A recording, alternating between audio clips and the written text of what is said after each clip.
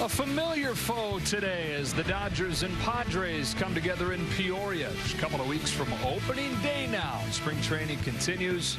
Hope your week is off to a great start. We say welcome inside. Joe Davis or Hershiser. Alana Rizzo joins us in just a moment. You don't put a ton of stock into numbers during spring training, really, for anybody. But the eye test, I know you do. And for Corey Seager, it's been a good one so far. It sure has. You know, when you think about Corey Seager, you think about 2016 Rookie of the Year. You think about 2017 doing really well. All-star in both years. This is a guy who can hit 22, 26 home runs. He'll bump up against 100 RBIs, and he will do that when healthy. Well, guess what? He's a year behind some major injuries, and he is healthy, and he is feeling good. And the more reps he gets feeling good, being a touch field kind of player, this guy is getting ready for the season, and it's going to be a big one. Oh, another guy who is feeling healthy and is back in a Dodger uniform is today's starting pitcher in Alex Wood. And Alex has been, no matter who you ask in camp, one of the bright surprises. Yeah, he's been fantastic, and you know what? He's got health now, and he's got his stuff back. His delivery is so very, very good. He's really refined it, but it's one thing to have knowledge and can be able to refine it. It's another thing that you can execute it, and with the healthy back now and a great winner behind him, he feels very good about coming into 2020. All right, so Wood and Seager and the Dodgers getting ready to face the San Diego Padres today. We're going to take a break, and when we come back, Alana Rizzo visits with the Dodger bench coach Bob Guerin. Pitch here in Peoria, Dodgers and Padres today. Before this one gets going, as promised, here's Alana with Bob Guerin. Bob, always good to spend a couple of minutes with you before we take on the Padres here in Peoria. As the spring training has unfolded, has there been anybody that's kind of stuck out to you? Well, a lot of guys. I think the two big acquisitions, obviously, with David Price and Mookie Betts are, you know, we expect them to be great players because, you know, they have a history of doing that, but just what they bring to the team has just been such a pleasant surprise. Even though we've heard great things about them, they've even exceeded expectations. What about some of the younger guys? I know Cody Thomas continues to get himself in that lineup, continues to make himself in that conversation. What has impressed you about him? Well, he hit a homer the opposite field, pull homers, made some pretty good plays in the outfield. He's got, you know, a body that looks like a star. He's, you know, long, lanky, and strong, and he's a good kid. He's always ready to play. Sometimes he starts a game, sometimes he comes in late, but he's always ready. When we have a couple of different rule changes going into the 2020 season, how do you think that affects a guy like an Adam Kolarek, who has struggled a bit so far this spring? It definitely, you know, it's not just left-handers. There's some right-handers that kind of have a specialty getting right-handers out too. So those guys have to prove they can get the opposite batter out. I know Adam's experimented with a couple different arm angles, a couple different pitches to have different movements on them. So that's a work in progress. But it's just part of the game, and it's one of those rules you have to adapt to.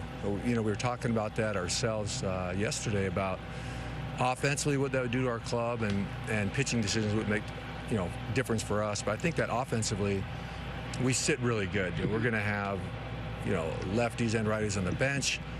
We have such a versatile group with you know, Bellinger, Muncy, Taylor, Kike can play anywhere. It really makes it easier for us. Actually, kind of makes it better for us. I think other teams are going to be in trouble when they try to put somebody in. We know for sure that guy's been there for 3 hitters. Now, on the other side of the coin, that's probably going to be a little bit of an adjustment, but we also have really good in-depth analysis on our own guys on a right-hander getting a lefty out and what his strengths and weaknesses are, and just have to maximize that. You guys have such a good offense up and down the lineup, no holes, and you get an extra guy this year with the 26th man as far as the roster is concerned. How do you see that playing out? Do you go for speed? Do you go for more bench depth? Well, you know, still working through that. We have some options there. You know, a guy like Terrence Gore can really fly. We have some younger players that might, you know, get a shot. It's also kind of a left-right. We might have to look at who we're playing that month, and, you know, it could potentially be a spot that rotates, but I just feel like it's also a good thing for the team health. I think that players won't have to play quite as much on a daily basis, and give a guy a break, and, you know, hope to play an entire month in October. All right, Bob, as always, thanks for your time. Okay, no problem. All right, guys. All right, first pitch coming right up from here in Peoria. The Dodgers and Padres on a beautiful Monday afternoon. Oh, several former Dodgers on the Padres now. You've got Manny Machado. You've got Brian Dozier Padres now. Some of those guys catching up before this one between the Dodgers and Padres on a perfect day for baseball. Before first pitch, down to Milano Rizzo. All right, guys, thanks very much. Doc Roberts making it official earlier today that Clayton Kershaw has been named the 2020 opening day starter. Is the 10th consecutive season that Clayton has been given that honor. Of course, last year he had to be scratched, unfortunately, starting the season on the IL with that shoulder issue, but he is healthy and good to go this year against the Giants. And fitting that the opening day opponent is the San Francisco Giants, and Clayton Kershaw has had such a career against that team. Look at the earned run average, 1.74, 23-12 record the Dodgers have over the Giants when Clayton Kershaw pitches. Guys? All right, can't wait for it. That'll be 2 weeks from Thursday. The Dodgers will host the Giants on a Thursday afternoon at Dodger Stadium. Take a look at the lineup for this one for Dave Roberts. Not too far of a trip up from Glendale. Max Muncy to lead things off and start at second base. Then it's Corey Seager. We talked about a moment ago, off to a fantastic start this spring. A.J. Pollock hits third and roams center field with Cody Bellinger at first base today out of the cleanup spot. Third baseman is Matt Beatty, and left field Chris Taylor. Kike Hernandez does the DHing. Luke Raley's in right, and Austin Barnes does the catching. Yeah, one of the big questions for the Padres this season is the starting pitching, and they hope one of the answers is this guy here, Garrett Richards, who's 31 years old. He's one of the big-time prospects in the Angels organization until he started to deal with elbow issues. The last few seasons he's dealt with those. The Padres, knowing that he was in the middle of the Tommy John rehab, signed him before 2019 to a 2-year contract worth $15 million. So basically, they're hoping to get $15 million worth of value out of him here in 2020. Looking for the veteran leadership not only on the field but in the clubhouse. And you got to go back to 2013, 47 appearances with the Angels, 17 starts, and then 14 and 15. He was an exceptional starter for them, but he is looking to return to that kind of performance here now with a healthy right elbow. Mostly the four-seam fastball and the slider, but we'll see through the rehab in this offseason if he's added any more pitches. Muncy to lead it off for the Dodgers. Richards comes home, and off we go with a strike. Max starting at second base today, which is where he made the majority of his starts last year. He'll play some second this year, but the majority of the starts figure to come at first base. Down to 0-1. He takes ball one. Sometimes you get later in spring training and you've got an interdivisional opponent. Sometimes you don't throw your main pitchers against them, so they don't want the hitters to start getting used to seeing them. But with Richards coming back, I'm sure he wants to see the biggest competition he can see so that he can really start to refine his arsenal, understand how the hitters are reacting to his pitches. First injured that elbow in 2016 and then tried to, through alternative methods, heal it instead of undergoing Tommy John surgery, which he eventually did in 2018. That one pops out of the hand, and it's 2-2. So over the last 4 seasons, he's made at least one start in each of the 4 years, but 31 total over those 4 years as he's made this journey through the elbow issue. Not your typical, elbow injured and then Tommy John and then 12 to 15 month recovery, and a winding road to get him back here.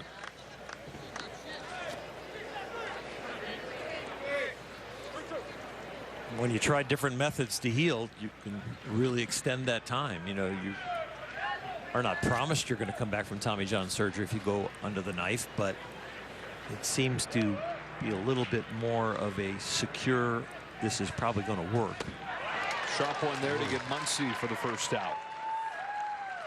We saw fastballs, saw sliders, we saw some curveballs, 2 back-to-back curveballs that he really tried to go. That one looked like something in between his slider and his curveball. A very firm curveball with a short, tight break. Well, Muncy retired, and now Richards to face Corey Seager.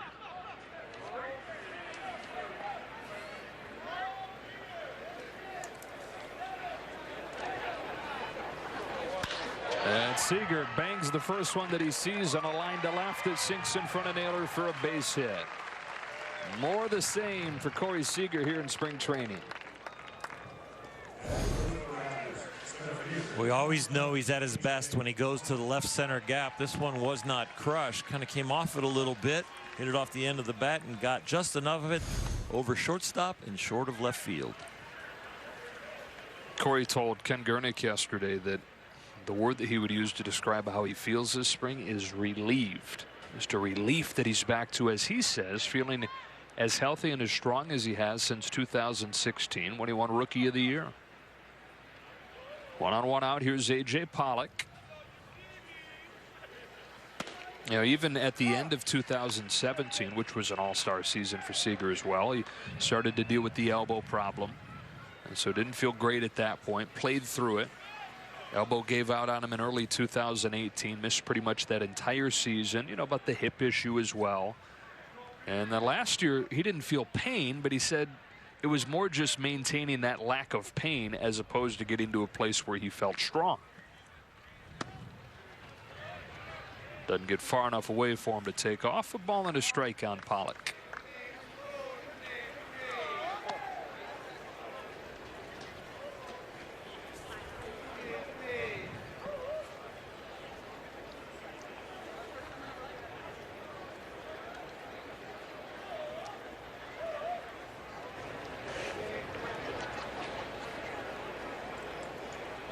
Richards home 1-1.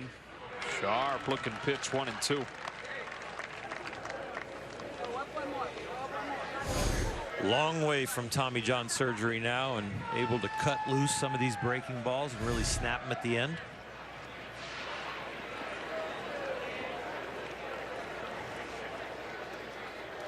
Trying to give the Padres a legitimate, established frontline starter. Ground ball to third. There's Machado to second for one. Dozier will hang on to it, and they get the lead runner for this second out. Nice job getting the lead runner by Manny Machado. Charged the ball, got it in there, and a nice strong throw on the wrong foot play to second base. Machado and the position players, they feel good about. They feel really good about the bullpen. The rotation, the big question. As Bellinger comes up with 2 gone and a scoreless first inning.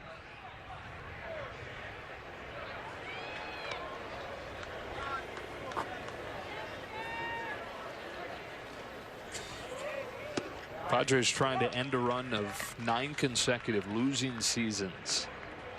It looked like last year may be that year, right? They took 3 of 4 from the Dodgers to finish the first half. They were within a game of the wild card entering the All-Star break. But it unraveled in the second half and cost Andy Green his job. They had stretches where they looked like they were going to be very competitive, and then they had stretches where they just collapsed. Any hope that they were gathering during those hot streaks, they did not leverage, and they're just looking for some consistency, I think.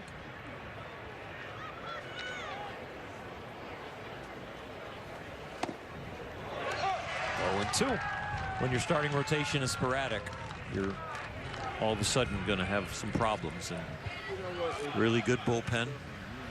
Didn't score enough runs. They need about another run a game to average this year to really get above 500.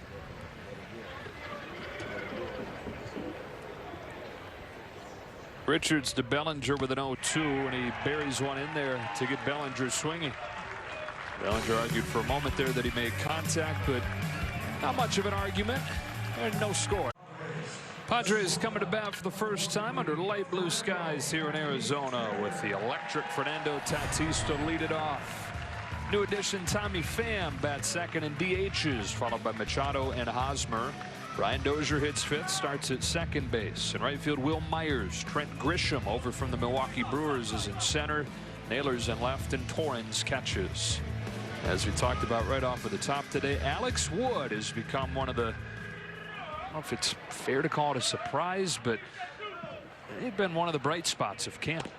Yeah, he has been the talk of the camp. You know, there are some of the young guys that make an impression, and then there's a Dodger that comes back home, and Alex Wood is looking like his 2017 self.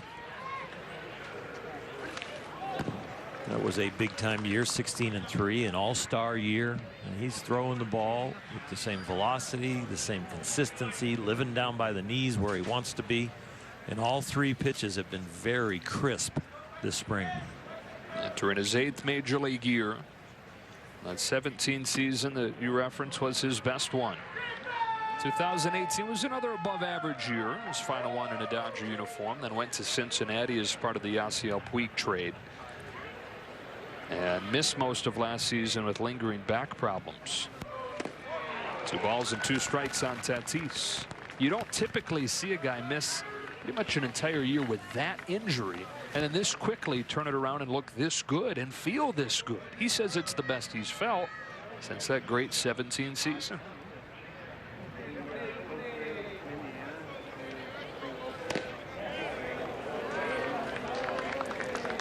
The body is moving so much more consistently, more athletic. As deceptive as his delivery is, he is so much more athletic. And Alex is competitive as the day is long. To the hole, it's short. Seager's got it. And a low throw dug out by Bellinger. Low throw on purpose, though.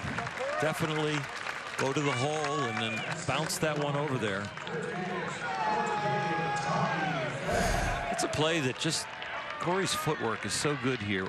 For a big man, his feet stayed together and under his shoulders, which kept him in balance. He doesn't lose his balance leaning to get to the ball. He gained ground on that ball and got real close to it before he reached down for it. Gave him the ability to get it over to first quickly. Wood gets ahead of Pham 0-1. That's kind of play, too, that a year ago this time Corey was thinking about making. Cutting it loose on the throw with the surgically repaired elbow. Not doing any thinking anymore. You saw right there. I mean, he didn't cut that throw loose, but he threw it the way with a purpose of what he was trying to do. He knew getting rid of it quickly and just kind of hopping it over there is going to be enough.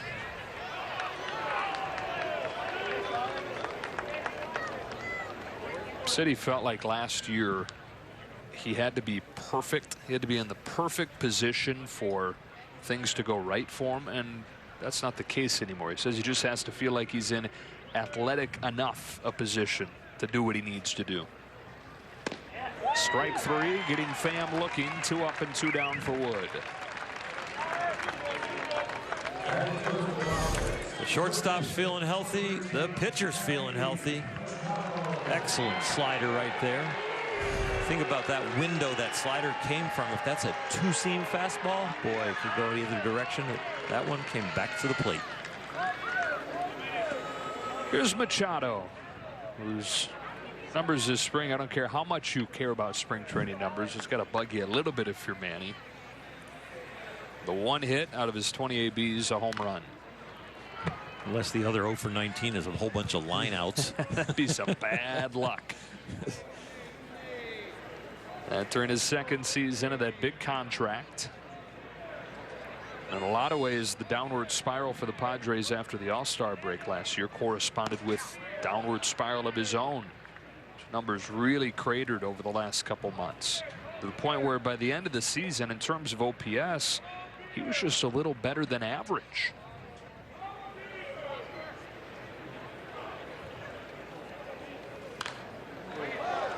Wood ahead 1-2. And you say it's no knock on a guy to be a better than average major leaguer, but when you're making $30 million a year, the expectations become a little bit more than that.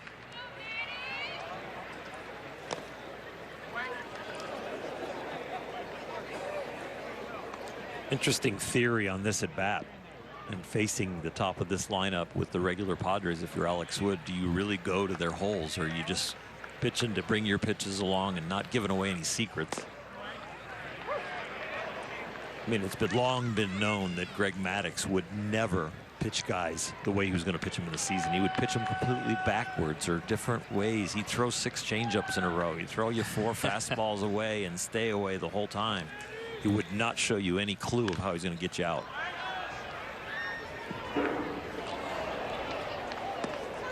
If this had been my start and I'd been pitching still, I'd be on a backfield right now getting my work in. I wouldn't want to face the Padres. Okay. Is that something you learned as your career went on? Yeah, you just know that knowledge for the hitter is so important. Machado reaches out, gets the bat on it, and he's probably due one or two of those with a 1-for-20 start to the spring. First base runner of the game for San Diego. Back in the day, you got to remember that the schedule was a little more consistent, where you had sometimes where you had back-to-back games against the same team and against the same starting pitcher that was on your turn. So seeing each other and being used to each other is good for the hitter, not for the pitcher.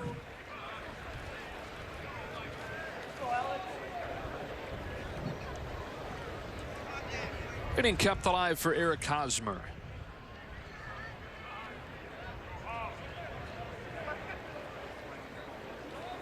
Who enters his third season in San Diego. He, like Machado in his first year, has fallen short of expectations when you consider the faith that they put in him, as evidenced by the contract that he signed.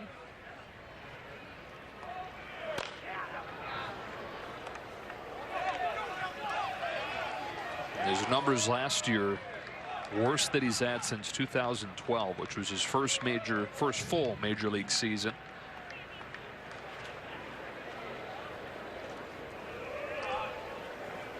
Counting stats still good. Obviously 99 driven in.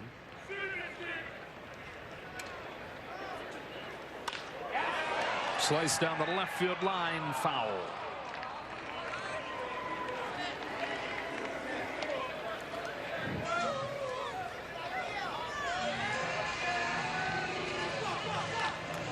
I think the Padres are going to play a lot of competitive games against the Dodgers. I think this roster can be scary at times if everything falls right.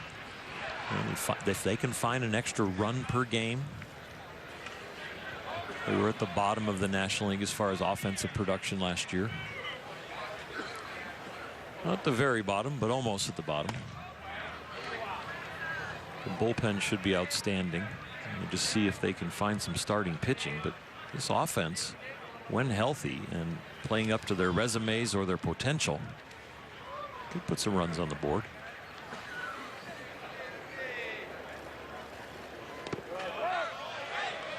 Machado takes off. Barnes flips it down there in time to end this first inning. No score after one in Peoria. What do you think, Oral?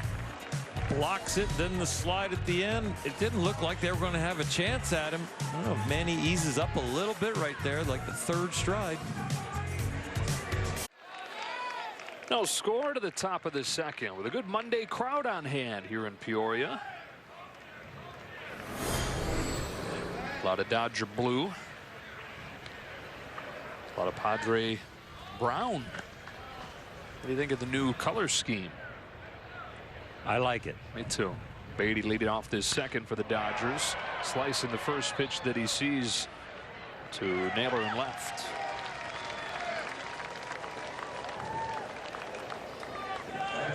Stronger colors and a sharper contrast, and I like that. So 1 pitch, 1 out for Garrett Richards, who had an interesting mix in that first inning. He threw 14 pitches, only 2 fastballs, 8 curveballs, 4 sliders. Here's Taylor with 1 gone. Come on in, John Willie.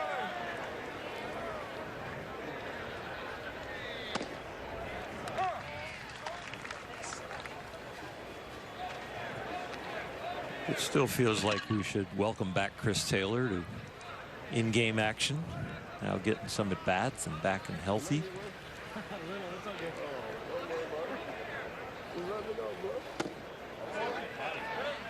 Yeah, able to lay off 1-1.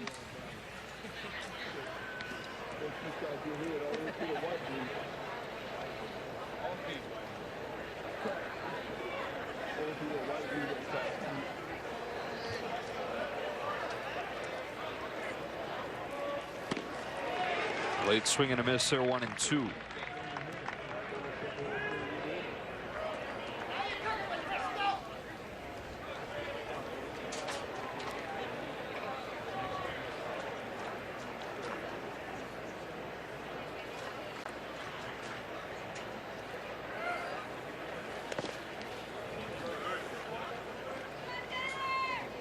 Richards continues to work with the breaking stuff.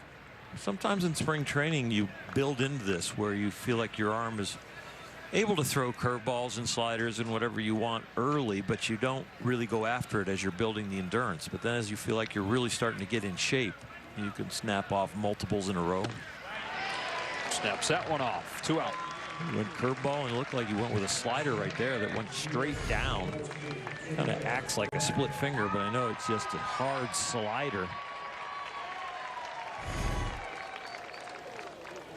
Showing very well here today so far, like he is going to be able to contribute.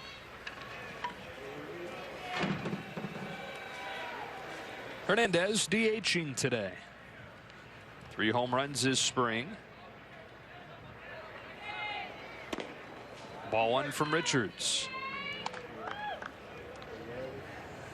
You were flipping through some notes today saying, man, it's hard to believe how long some of these guys have been in the majors, how long some of these guys have been Dodgers. Kike's entering his 6th year in Dodger blue. Yeah, that's pretty soon we're going to look up and Matt Beatty's going to be like here for 6 years. You blink, yeah, grow up. Julio Urias, this is going to be his 5th year. Yet he's still just 23. Yeah, that's true. That's a base hit to left for Hernandez.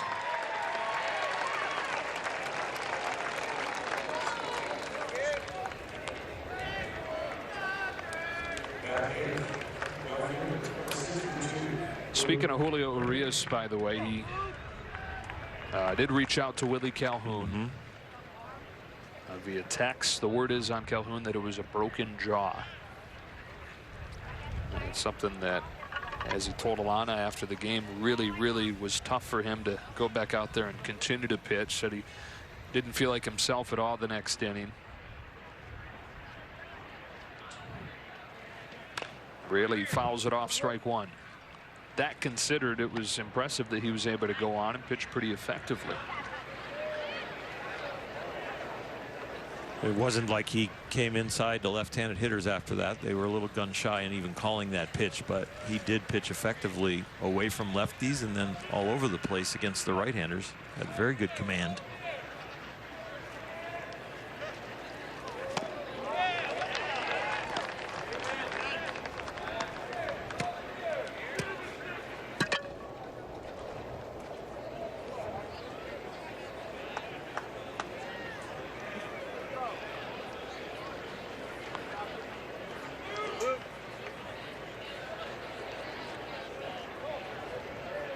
Hernandez at first, 2 gone, and Richards to Raley with an 0-2 that he's unable to lay off of. And Garrett Richards has that breaking stuff working over 2 innings this afternoon. Baseball is brought to you by Carl's Jr. Feed your happy with the new BFC Angus Thick Burger from Carl's Jr. Joe Davis, Oral Hershiser, Alana Rizzo. Back here in Arizona. Dodgers and Padres are scoreless as Alex Wood gets ready to work his 2nd inning. Middle third of the Padres order. It was Hosmer who was up there when the 1st inning ended, with Machado getting caught at 2nd. Strike 1 from Wood. In season, they'll review that play on second base with Machado. In the replay, it looked like his foot got in there, yeah. But 1-800 move on, the umpires say. And we all say, sure, we'll dial that.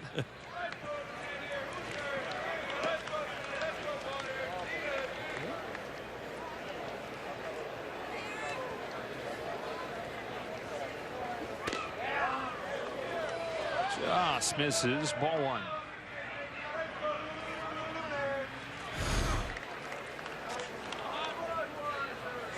A little inside.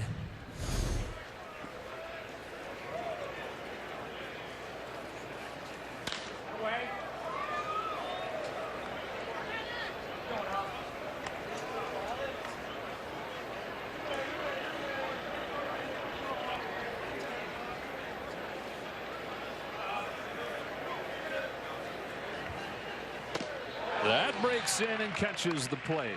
1 away in the 2nd on Wood's 2nd K. Take a look at the pitch inside and watch the umpire behind home plate Morales, see how he looks in? That's how he subtly communicates to the hitter and to the pitcher where the miss was.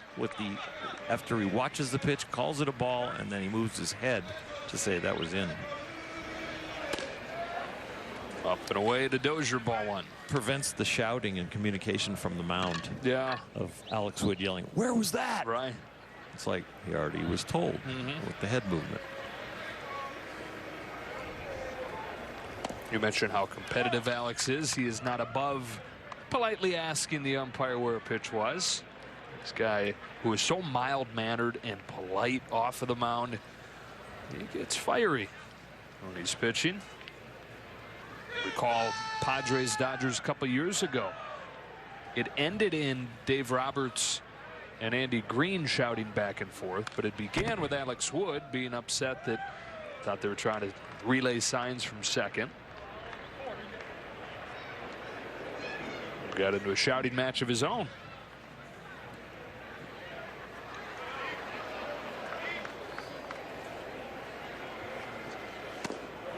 I love that fire. I love it. I think fans love it. I know teammates feed off of it. Management respects it. Those are the kind of people you want on your team. That you know they're giving everything, and that you can see their emotions on their face written all over it.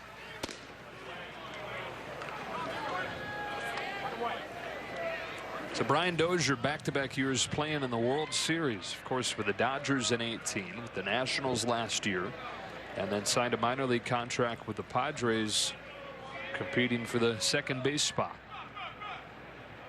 On a 3-2, he swings through it, strike three.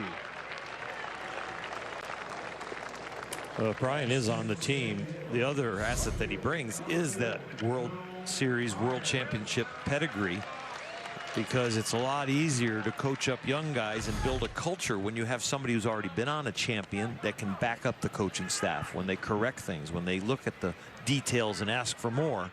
You got a teammate that's like, yep, they're right. Will Myers with a shot to first, caught by Bellinger. A 1-2-3 second for Alex Wood. Couple of Ks and a little help for the MVP. Written consent of the Dodgers. Welcome back, everybody. Top of the third, no score, and by now you know that Clayton Kershaw has been named the opening day starter for the 2020 season. Dave Roberts also announcing the starting five as far as the rotation is concerned.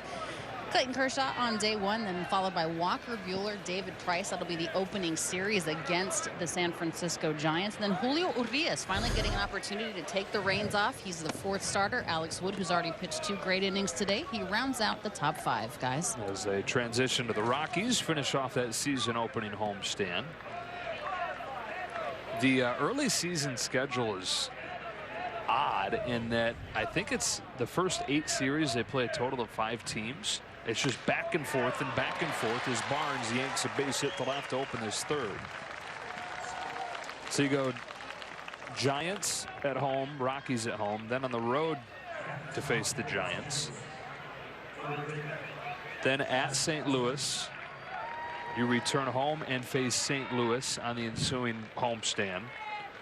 Face the Pirates twice over the first month, the Nationals twice over the first month. And those teams out of the division you're done with after that. Don't see the Padres for a while. Right. And don't see the Diamondbacks until I think June. Wow. Yeah, June 15th will be the first time Dodgers and Diamondbacks play. Back to the top, and Muncy takes a breaking ball for a strike. Giants, Rockies, Giants. Cardinals, Nationals, Cardinals. Pirates, Nationals, Pirates.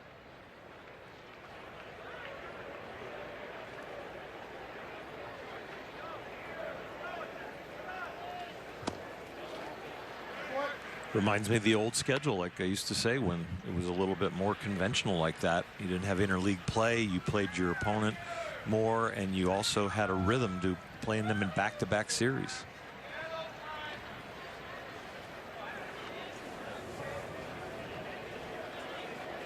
One and one on Muncy after a couple curveballs from Richards. He's back home with the next one. Spikes in a fastball. And a scoring position moves Barnes.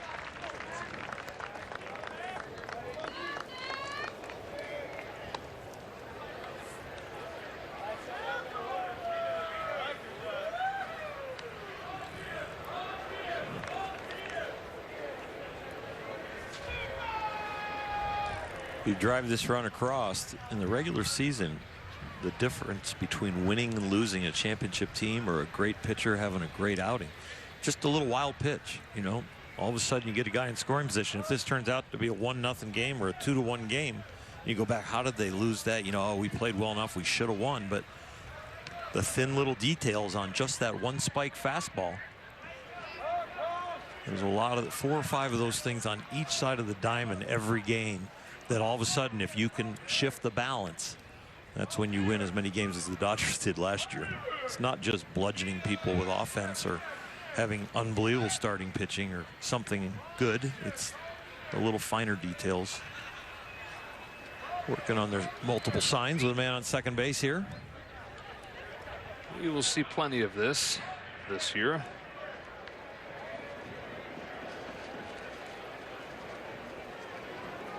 It's going to be interesting to see what Major League Baseball eventually comes out with, and you only have a couple weeks to release this, but what they decide in terms of video usage mid-game.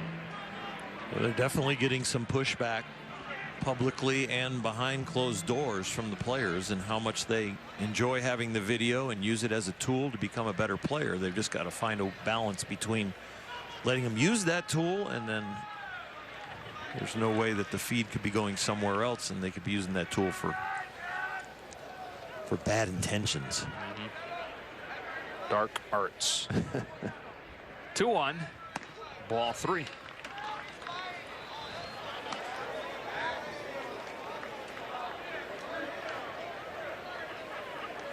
No matter where we go with this signs, you know, giving people earpieces, can, you know, who could pick up the signal? Have Apple Watches where you can push what you want to throw on your Apple Watch. It shows up on the catcher, but now how's the catcher get the sign to the middle infielders, and how does the middle infielder maybe tell the left fielder? Sometimes the communication and goes throughout the whole team. They keep getting relayed. Muncy takes the walk, and the first 2 reach against Richards here in the 3rd.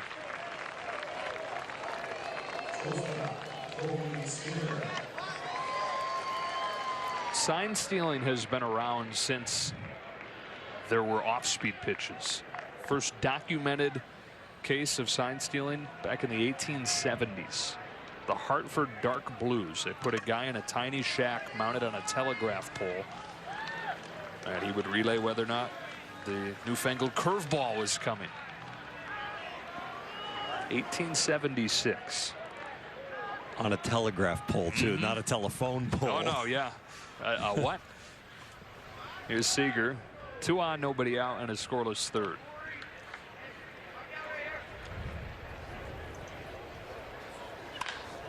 Sharply grounded his second. Dozier feeding Tatis. He turns the double play. Barnes to 3rd, but 2 out on the 4-6-3 double play ball.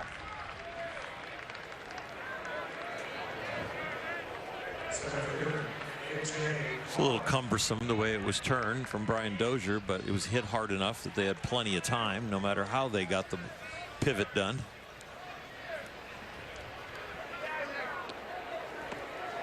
Up to Pollock here with 2 gone. In the situation, the Dodgers last year made a huge turnaround from 2018, when they were the worst team in the majors with runners in scoring position and 2 out, below 200 as a team. They went from there to the best in the National League last year at 265. And Pollock was a big part of that. He was one of their best hitters with runners in scoring position.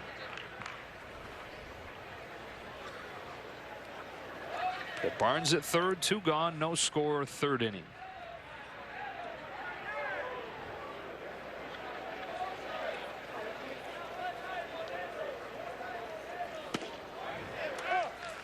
One. AJ's going to probably get the bulk of his at-bats off of left-handed pitching, but today getting to face a right-handed starter, and you know deep down in his heart he does not want to be looked upon as a platoon player. He wants to play even when there's righties on the mound.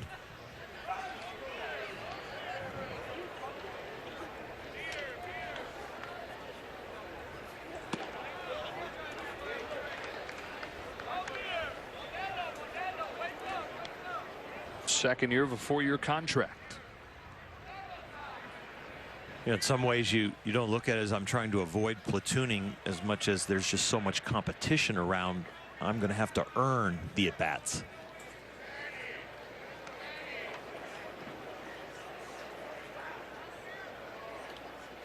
On this 2-1, Pollock takes up and in ball 3. Some clubs with his contract, no matter how you're doing, you're going to get every at-bat they can put you in. When they can write you in and you're healthy, you're in there. And then the next level club is the club that, okay, you've got that contract, but they've got other bodies that are really good and really good left-handed hitters that are much better. So they give some of your opportunities away. And then you got a club like the Dodgers that no matter who they put out there, it's competitive to see who's going to get the at-bats, no matter what the handedness of the pitcher. Here's a 3-1 down the middle, 3-2.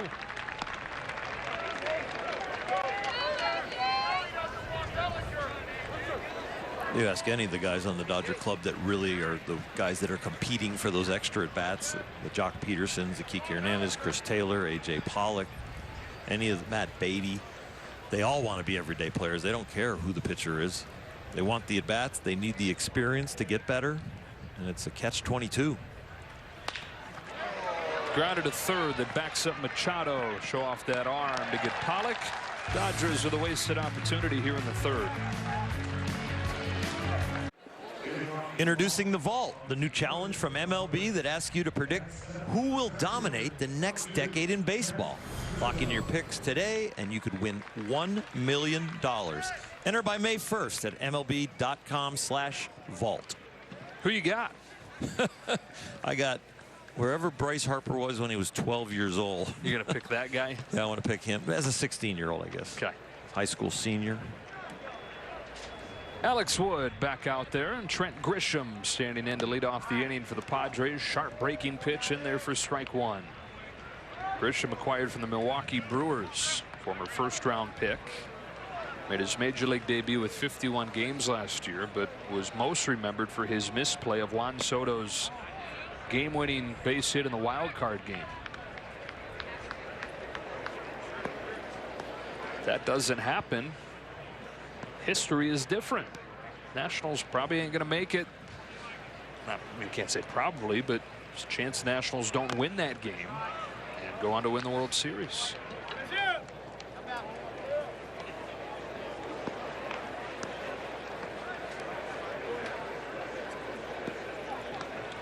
Came over in a trade. Eric Lauer, one of the young starting pitchers for the Padres, went to Milwaukee, along with Luis Urias, one of the young middle infielders.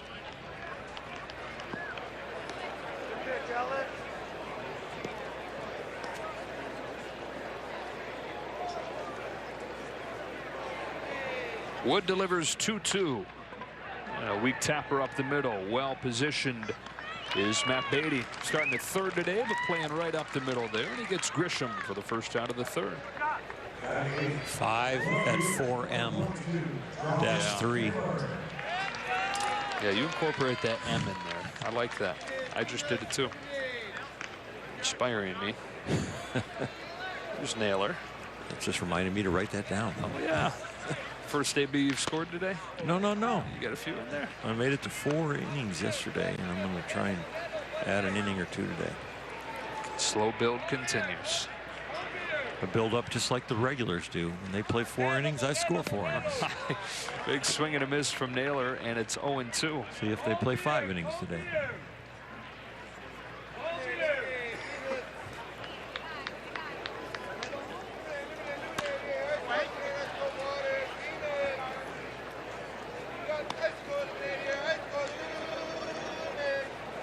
Josh Naylor out of Canada.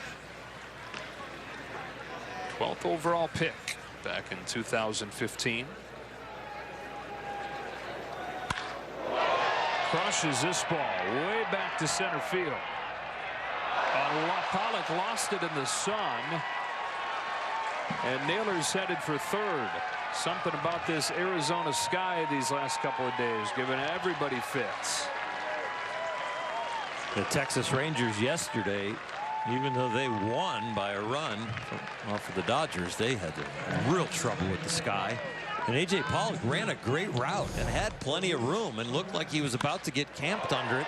And then at the very end, just has to turn away as the ball gets right in the sun. Get into protection mode at that last moment.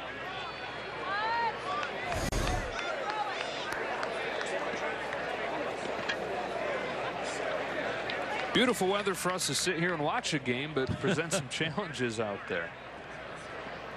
Infield comes in as the catcher Luis Torrens comes up, and Barnes saves a run, smothering that one.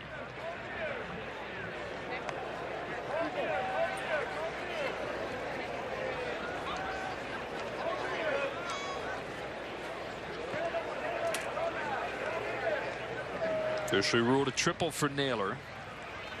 Off third in a scoreless third inning. Bottom of the zone, strike one.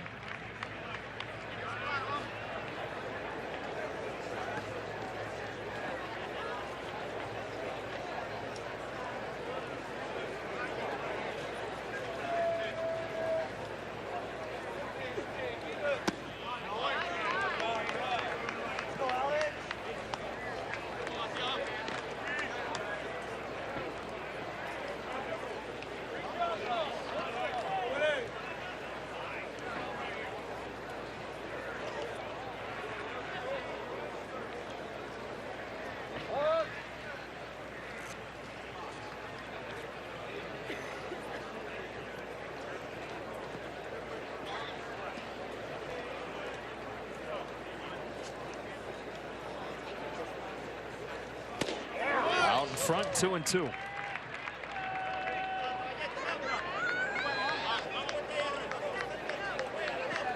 It's a good two-seamer.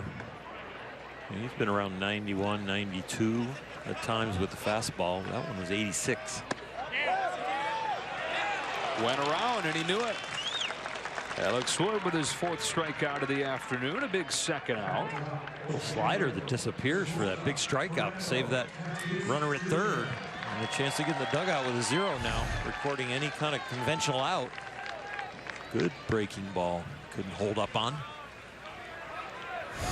Wood's going to have to earn it. Back to the top of the order, and Fernando Tatis Jr., who was headed for serious contention for Rookie of the Year last year before a season-ending back injury. Lays the bunt down. Wood is the only man with a chance. Throws late. And the Padres get the game's first run on a bunt base hit for Tatis.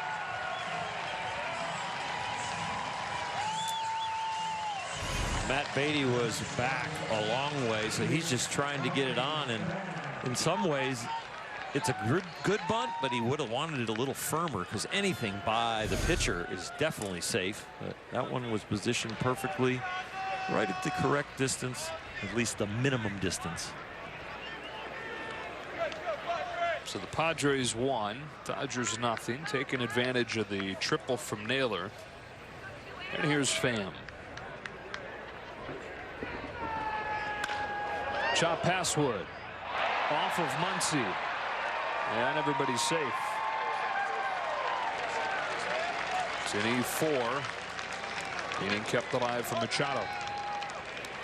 This is where your line score as a pitcher is very deceiving. You think about the fly ball to center that Pollock loses. You think about a bunt hit. You think about an error then behind you that the inning extends.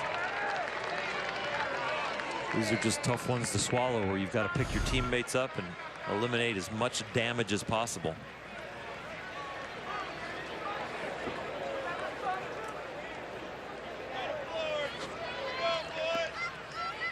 So 2 on 2 out, and Machado had a bloop single his first time. Alex Wood 50 pitches into this outing.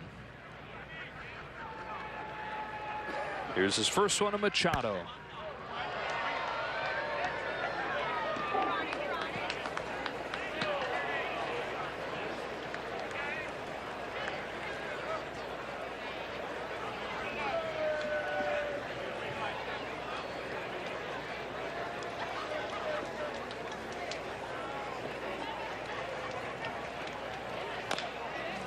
Cleo and 2.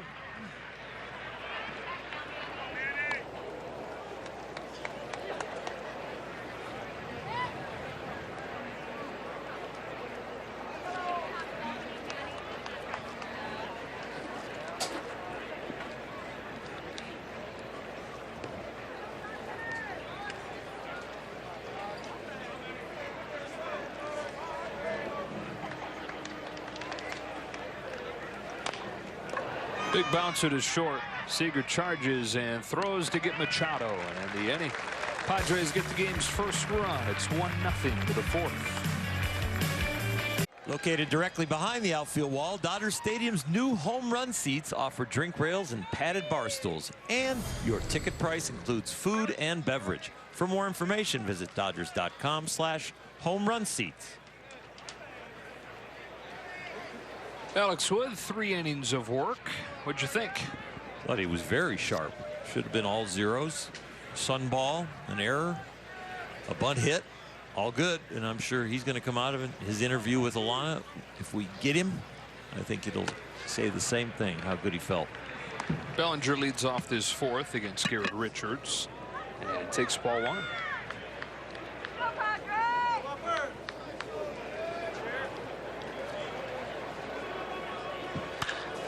That's a high fly ball the other way. Sends Naylor back. He turns and watches it hit off the wall.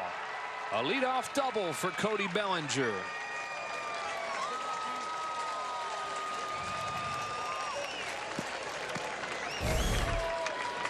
Carl's Cam takes a look at this 2-bagger. He didn't get all of it, but he got enough of it.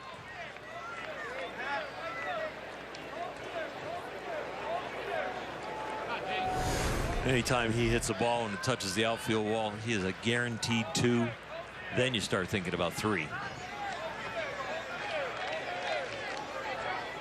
Fastest runner on the Dodgers.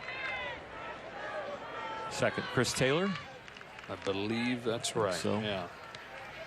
At least home to first. Here's Beatty. Tying run in scoring position here to open the fourth. And Beatty pounces on it, but it's foul. With Mr. Gore here now, though. Yeah, that's true. We're just talking from last year's roster. Yes. Yeah, everybody's fighting for second now.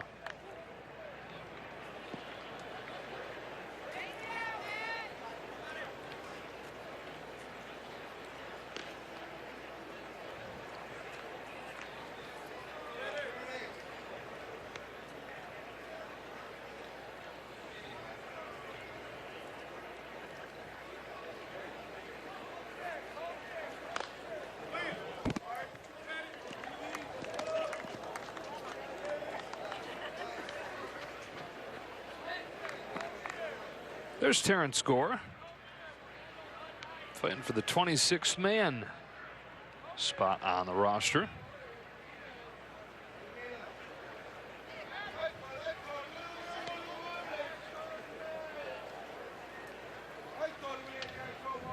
Though 2 from Richards to Beatty. Scoots through. Up to third goes Bellinger. And so the tying run 90 feet away with nobody out.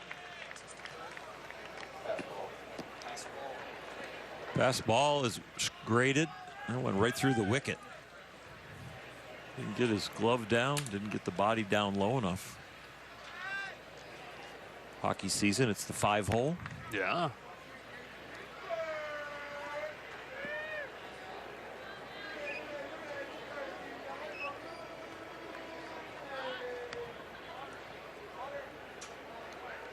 One ball, 2 strikes. Bellinger at third. Beatty pops it up into that bright, adventurous sunshine. Tatis seeming to have a beat on it, and he does.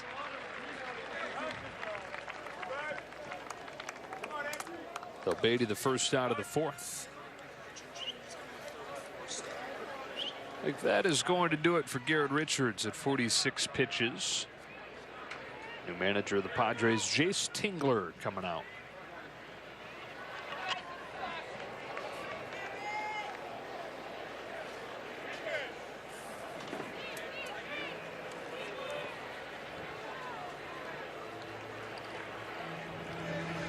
And the ball off to Craig Stammen. 1-0 game in the fourth. Padres figure to have one of the best bullpens in the National League this year. Craig Stammen, the veteran right-hander, is a part of that. He can be a consistent piece down there. His strength. He's always a guy that attacks hitters and comes in and gives you something that you really can rely on when that bullpen gate opens. Dodgers have the tying run at third with 1 gone here in the fourth. We mentioned Jace Tingler taking over for Andy Green as the manager. There was some thought that Padres would make a left turn from the young Andy Green and hire a veteran manager. Plenty of big league experience. Tingler is not that. More the mold that Green came from. Here's Chris Taylor taking ball one from Stammen. Just a little bit of managing experience in Tingler's career. You got to go back more than a decade to the Dominican Summer League, to the Arizona Fall League, and then this winter managed 10 games in the Dominican Winter League. Taylor drives this ball to right center field. Should be deep enough to tie the game as Grisham makes the catch. Then Bellinger heads home. It's 1-1.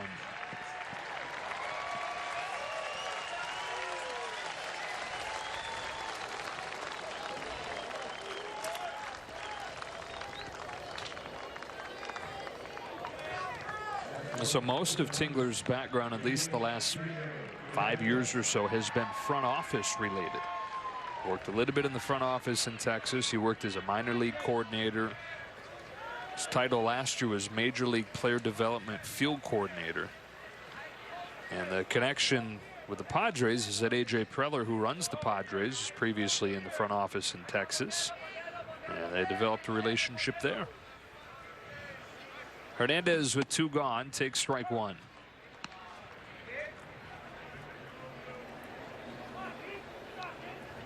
Word is some of the veteran players in the Padres clamored for a veteran manager, somebody with World Series experience, and there were several of those out there available this winter, several of whom got jobs, none of them in San Diego. Very intense guy, Jace Tingler. 39 years old, originally from Missouri.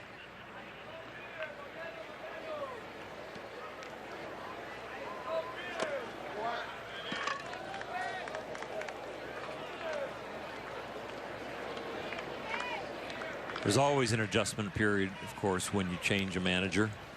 Coaching staff changes, relationships, the chemistry of the clubhouse and the bench changes.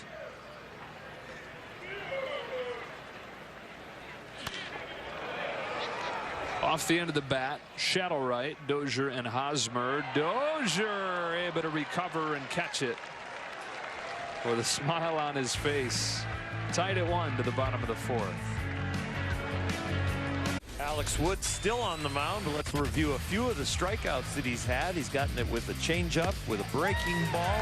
4 of them so far here today, and he's still going to probably face another batter or 2. He's been very sharp. Eric Hosmer takes strike 1 from Wood. Now 54 pitches into this outing. Just a couple more starts between now and his first start of the regular season, which Alana reported earlier today will come in the second game against the Rockies. Chop it to first, Bellinger to the bat. And Dave Roberts promptly out of the dugout. It was just one more hitter for Alex Wood, and he made quick work of him. We'll see if Alex Wood goes to the bullpen and has another 15 or so tosses down there, or is that it? A return to Luis Vasquez in a 1-1 game here in the 4th. The 3rd today, builds up to 55 pitches. The 1 run not necessarily his fault. Defense kind of let him down for that 1 run, and overall pretty impressive stuff leading to those 4 Ks. Replaced by Luis Vasquez, who's 33 years old, trying to crack through to the majors for the first time in what will be his 11th year as a pro. He has a big fastball and a devastating slider. It's really just about harnessing it. It is not about stuff with this man. Came to the Dodge organization last season, split it between AA and AAA. And here he's on to face Brian Dozier. 1-1 game, bottom of the 4th. From a unique arm angle, too.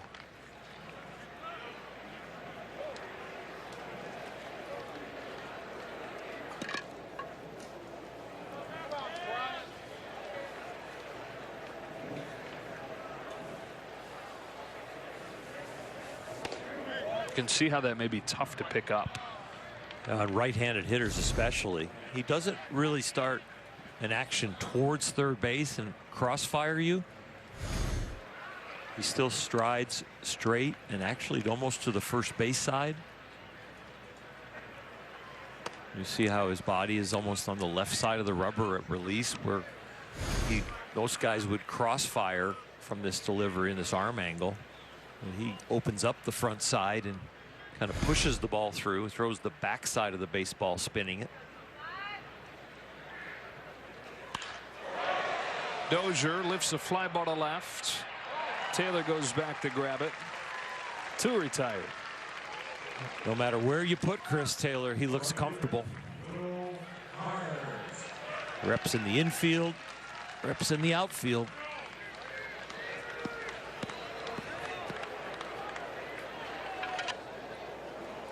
So loud contact, but an out for Vasquez. 2 away in the 4th. And the hitter is Will Myers. He's put together a good spring for the Padres after they tried like heck all winter to trade him. There is some thought around Padres camp that may have lit a fire.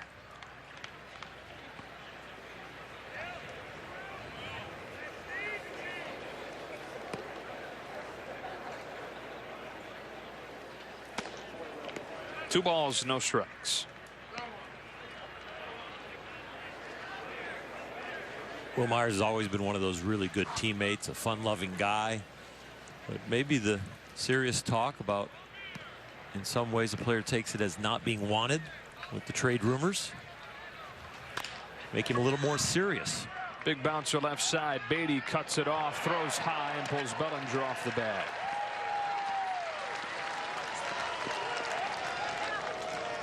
And he 5 to keep this 4th inning going.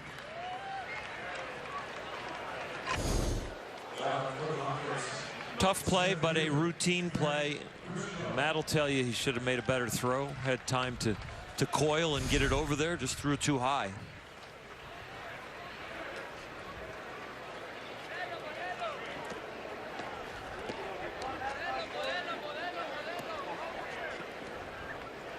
Grisham.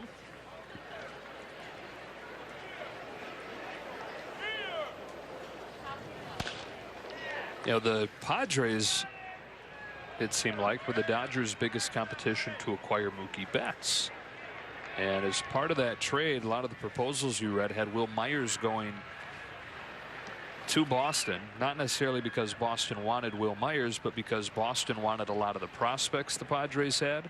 And the Padres' thinking was, we're only going to give you these top flight prospects for 1 year of Mookie Betts if you take Will Myers in his contract. But that was in the news just about every day. You know, he reads it. You know, he sees it, hears it.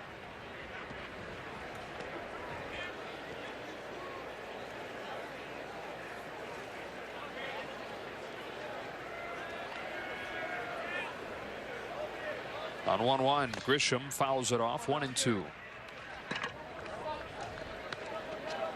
can't escape the rumors, especially nowadays. You can't escape them. So the uncertainty of working out in the offseason and getting prepared for the next year, but you might not even know what city you're getting prepared for or what would happen to your family and where am I going to be going to spring training. You've got to block that out.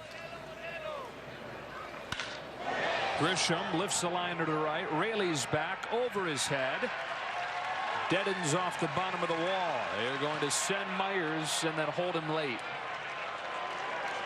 It's a double for Grisham, and they're at 2nd and 3rd with 2 gone.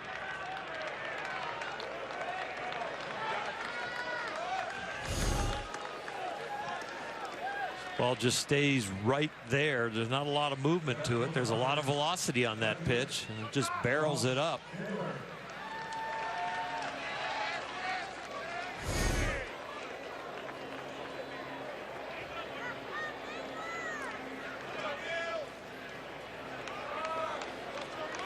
So Naylor tripled and scored the Padres run. Runners at 2nd and 3rd and 2 out. Takes ball 1.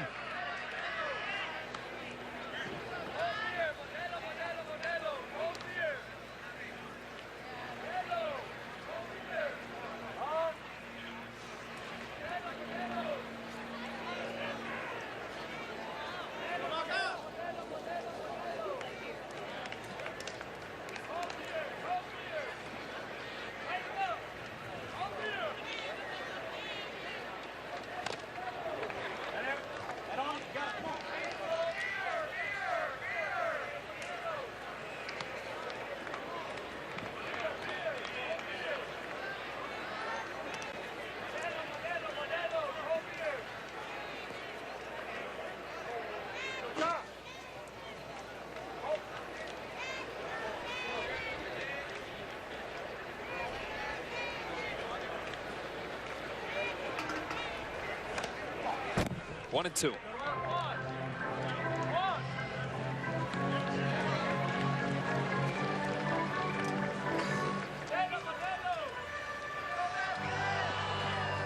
Two out, two strike. Outstanding slider on the mound. Austin Barnes wants to call it. He's got to make sure that he blocks it, because you're going to want to throw this ball from the knees down if it's a breaking ball. Instead, snaps off right down the middle, and Taylor watches it go by. So the Padres strand runners at second and third, and it stays tied at 1. Whole bunch of movement on the Padres roster this winter. We mentioned Jace Tingler taking over as the manager, but a lot of movement on the player side as well. Tommy Pham is a guy who they bring in from Tampa Bay and looked at as a much needed injection of attitude, toughness, something they thought was lacking some the last few seasons. Pham is as intense as they come. Luke Raley leads off this inning against Craig Stammen and takes the ball.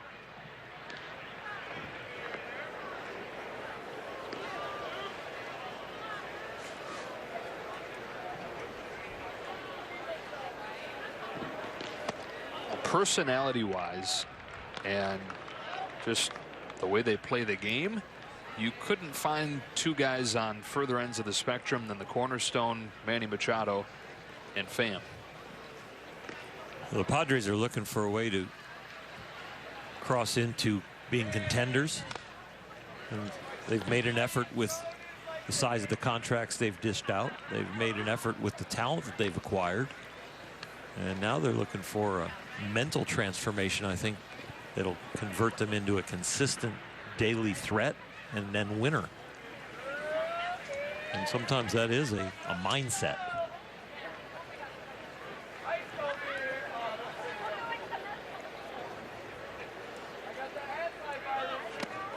That one curls in there and hits Raley, and the Dodgers have the leadoff man aboard here in the 5th. It's famously what Kirk Gibson brought during spring training in 1988. Gibby was an intense competitor, and he was not afraid to show it. He wasn't afraid to voice his opinion. And so between the leadership of Tommy Lasorda and his ability to rile the troops up, and then you have an actual player that takes that mantle. I mean, Kirk was a fantastic teammate. Barnes singled his first time.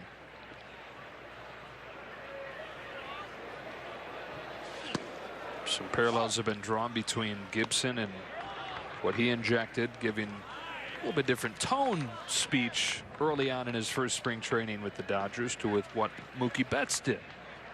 Standing up in front of the team the first day of full squad workouts and giving a prepared speech of his own. A little more measured, it sounds like Mookie's was. But the same idea. The speech that Kirk gave was more about there's a time to have fun, and then there's a time to work and be intense. And he didn't feel like the day before that line was in the correct place, especially being a spring training game when he got mocked by getting a little eye black on his head that was placed there by a certain relief pitcher. And then he ended up getting embarrassed. He was not happy. Mookie's did not come out of anger. Mookie's came out of, I want to win a championship, have been on a championship team. The thing that we did to not only get into the playoffs, but then cross over that bridge to being a world champion was the details on a daily basis, and maybe even a little fine system for guys that screw up the little things that can go by the wayside. It was very well received in the Dodger camp.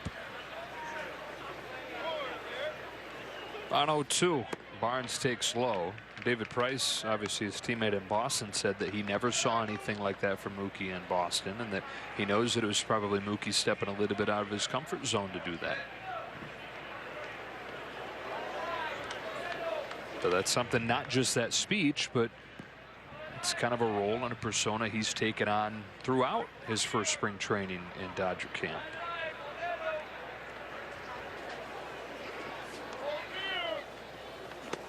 Barnes fishes after that one, down on strikes, one gone in the 5th. He had to move the date on it because of the stomach bug that he got this weekend. But Mookie's hosting all the outfielders in camp over at his place for dinner. It's not being catered by the restaurant where he ate to get the bug. No, anywhere but.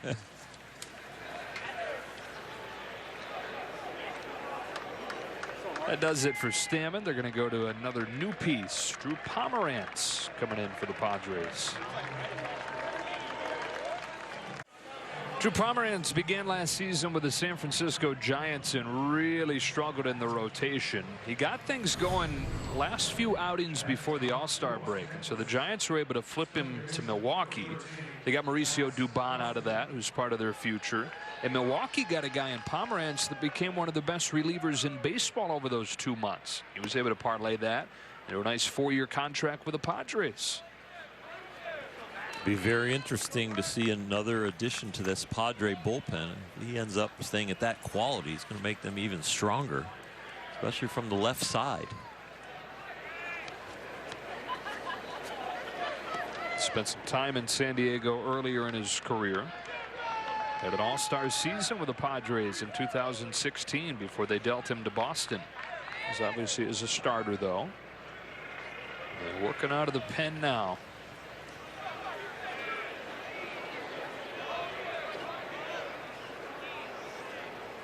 Top of the order, Max Muncy taking strike one.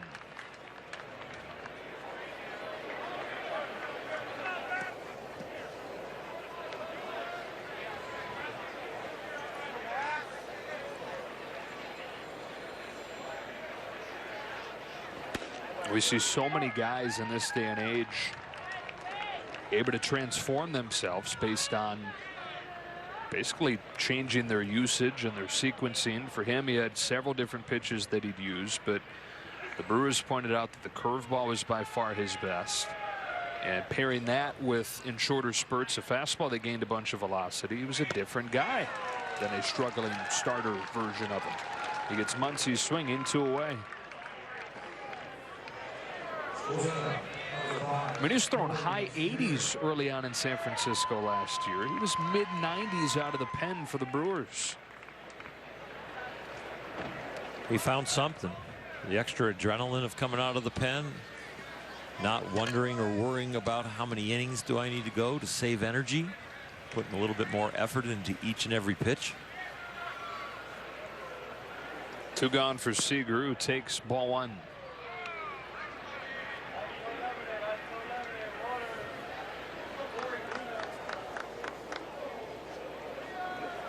This is a matchup Seager figures to see some this year. Left-hander Pomerantz in the division. That's a strike, and it's 1-1.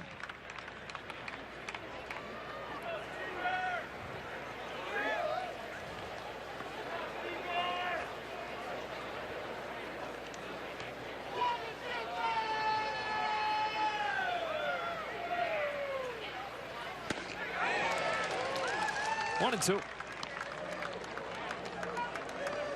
That ball had some zip on it. It was definitely mid-90s.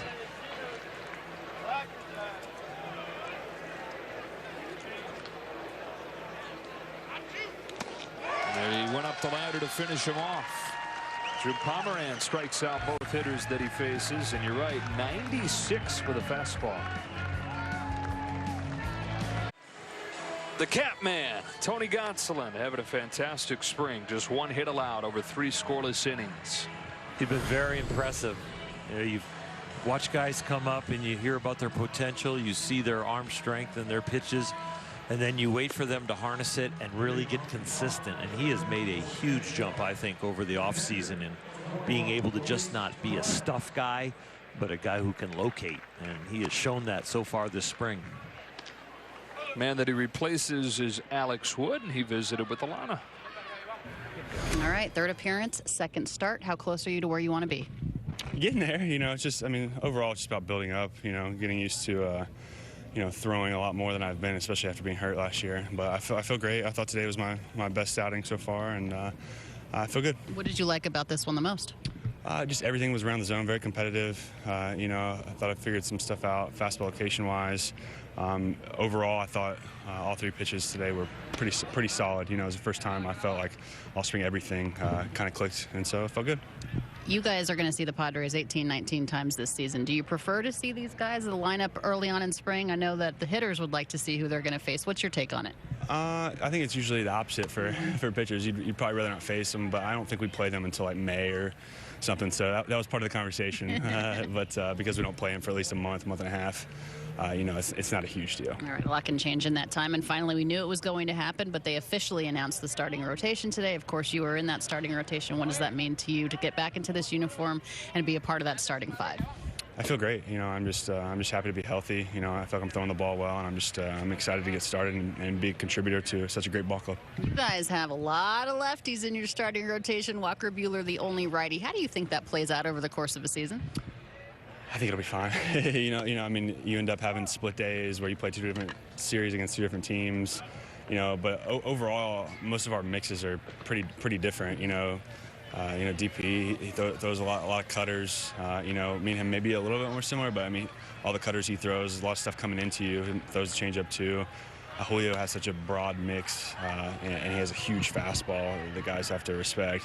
Clayton, obviously, with his vintage curveball, you know, and just pounding hitters in with the heater. I mean, everybody, and obviously Walker's Walker. So, I mean, we all have pretty different repertoires, and I don't think it'll be a huge difference. All right, Alex, thanks for your time as always. Yeah, thanks. All right, guys. What's your take on that, the 4 left-handed starters in the rotation? Pretty much same as Alex? Pretty much. You know, I think he broke it down real well as far as guys having different styles. I think that they can get people into slumps. You know, a lot of times you'd like to go left, right, you know, and just keep it mixed up so teams that platoon can't get guys out there and get good reps. But when you have such high-quality left-handers as the Dodgers do, they could put some guys in some downward spirals because they got to go back in the lineup the next day after taking their offer with 2 Ks and a pop-up, you know. Top of the order, Tatis 1 for 2 today. The RBI single was a bunt single. Gonsolin puts him in an 0-2 hole here.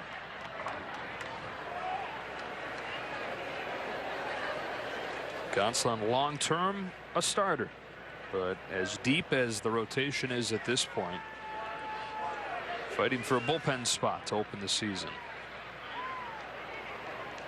Here comes his 0-2.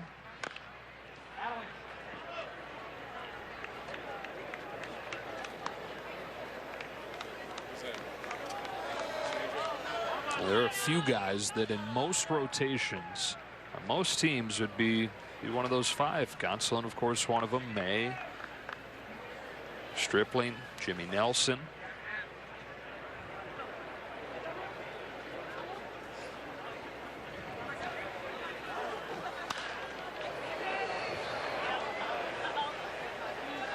A lot of flexible components in the bullpen that could end up in the rotation. I guess the one that made the mold would be somebody like Ross Stripling. And all of a sudden you can see 3 or 4 guys with that kind of ability to mold and morph into different roles.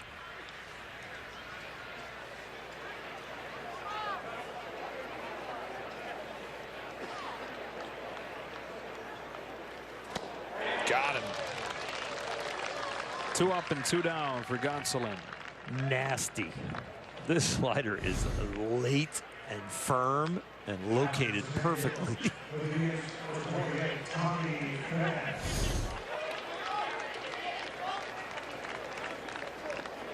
The opponents last season, after Tony Gonsolin was called up, 1 for 31 against his breaking stuff. Here's Tommy Pham watching a fastball to the bottom of the zone.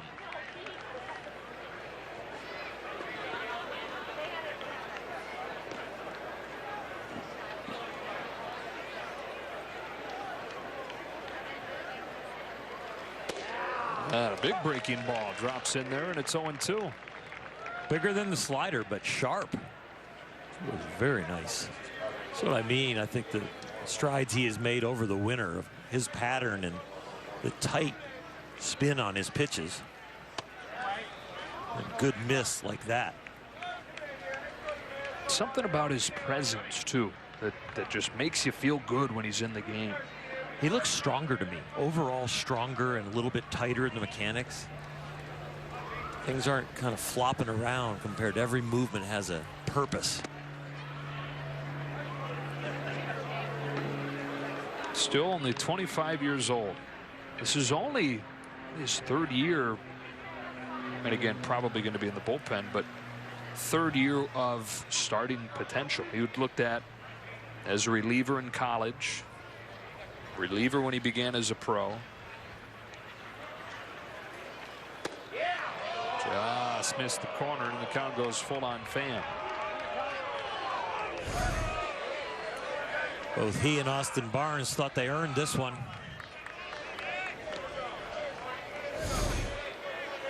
Instead, he's got to deal another payoff pitch to Tommy Pham.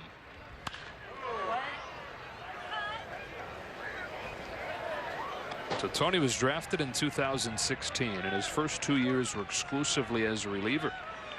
Became a starter in 2018 and won the minor league pitcher of the year in the organization for making his major league debut last year. Challenge him with another fastball and a weak pop fly into right for Raley. 0-2, 3/5 for Tony Gonsolin. Head to Dodger Stadium Tuesday, March 31st for the game 2 of the Dodgers matchup with the Rockies. The first 40,000 fans in attendance will receive an adult hooded sweatshirt presented by Bank of America. For tickets, visit Dodgers.com/promotions. Adrian Morejon comes into the game for the Padres, tied at 1-6. Another left-handed possibility for the bullpen. You know, you're talking about the Padres last season at times looking like a contender. I think the other thing is at times it felt like a heated rivalry between these teams. I mean, some of those early series down in San Diego, the environment was incredible. Hunter Renfroe, who's no longer with the Padres, is now in Tampa Bay, but he hit that walk-off grand slam against Kenley Jansen.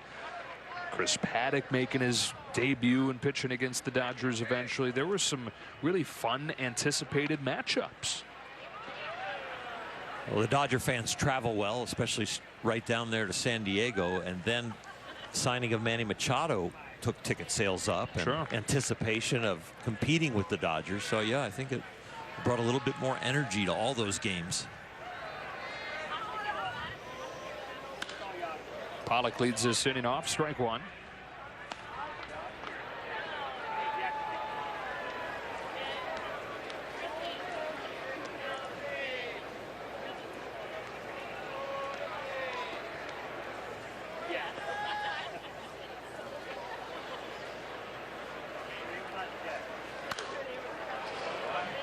You know, they were, with this game coming up today, asking some of the Padres players about the Dodgers and Mookie Betts. And Will Myers said, you know what, we talk a lot about the Dodgers here in San Diego. I always talk about the Dodgers at Petco. It always seems to come up. And Will Myers said, you know what, I'm kind of done with that. We're done comparing ourselves to the Dodgers. We just want to focus on ourselves. Pollock fails and misses at that one for the first out of the 6. Kind of moving on from a comparison that we can never win and have to talk about it out loud to the media to focusing on ourselves and not having to deal with that negative mojo, negative vibe. Since Will Myers in particular came to the Padres, they're 35-60 against LA. Here's Bellinger with a cue shot foul.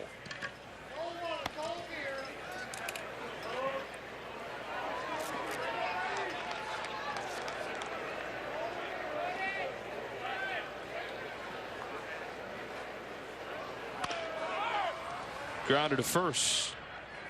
And Hosmer to the bag. 2 up, 2 down.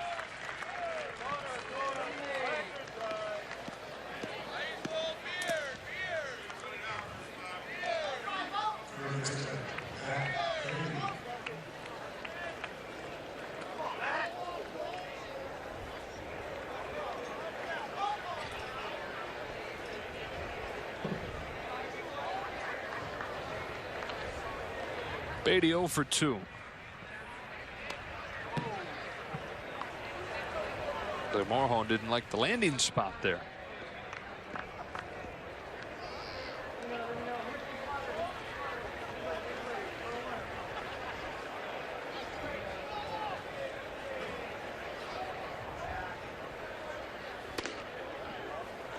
Two 2-0. I know we don't have the radar gun on television today, but here on the scoreboard, that one registered at 99. From the left side. Took a little off. Now we have it on television. It's magic TV. Some good directing. It's a 4-pitch walk to Beatty, and the 6th inning stays alive.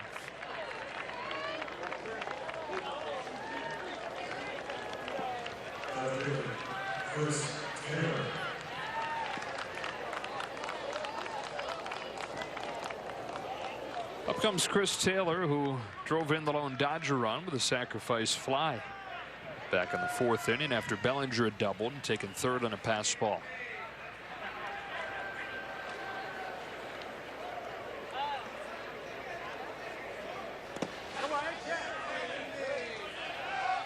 No swing, ball 1.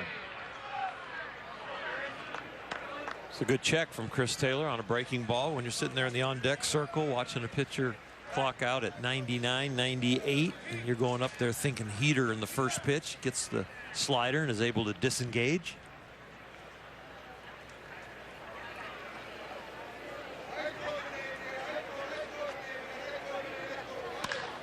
That ball is hit well, left center field. Chris Taylor with a 2-run shot.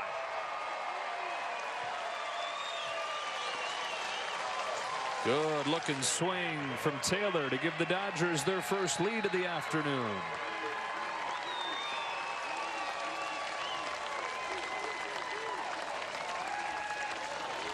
Chris Taylor has some pop, and it's that wiry strength. It's that athleticism at the plate. Quick hips, quick hands, an explosion out front. He doesn't stride to the plate and get in the batter's box like the Whammer or some big bulky guy that's going to hit it a long way, but boy, is he an athlete. Same kind of thing with this guy who's at the plate now. Both of them athletic and powerful. Hernandez 1 for 2. So Taylor's driven in both or all 3 today. The sacrifice fly and now the 2-run home run.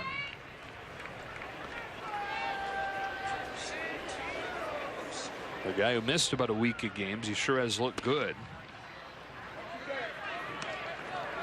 He was saying going into playing again this weekend, I feel good, but I've only had 8 at-bats at this point, so it's hard to really know how true what I'm feeling in the cage and in BP is. I'm sure it's been nice to translate it to game situations these last few days. But just from my recall, he's using the middle of the field real well. You know, you're not seeing a lot of rollover. You're seeing the ball go between the gaps. Hernandez to left. That's going to get all the way to the corner. After the Taylor home run, a double from Hernandez. Hitters and hitting coaches talk about bat path and getting the bat in the hitting zone for as long as possible. And that swing right there from Kike, taking the top hand off the bat and extending the swing and keeping it on plane. That bought him that hit. Some good work in the cage to keep that swing together.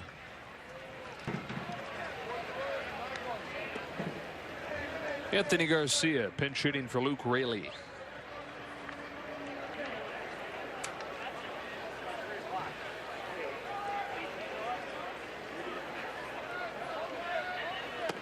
So Morahone, who's out there flaming 99, got the first 2 outs of the inning, but then walks Beatty on 4 pitches, and you blink and Dodgers have made it hurt.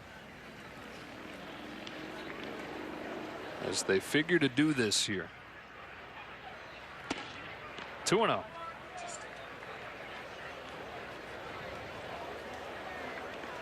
Room for error so small against a lineup like this. The velocity is not what gets people out. It's location. But if you have location and the velocity and the ability to change the speed, yeah. But right now, they're punishing him with some good hitting and some poor location.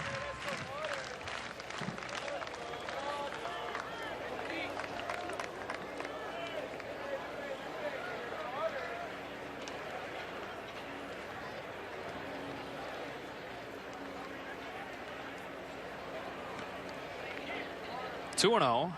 Garcia with a healthy rip and lost the bat. 2-1.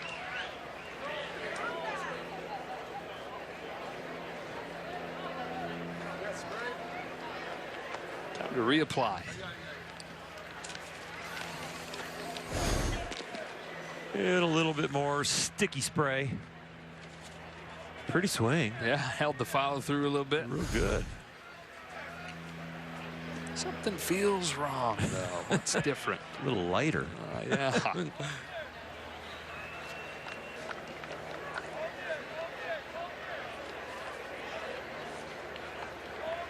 Scott Hernandez at second. 3-1 Dodgers here in the 6th.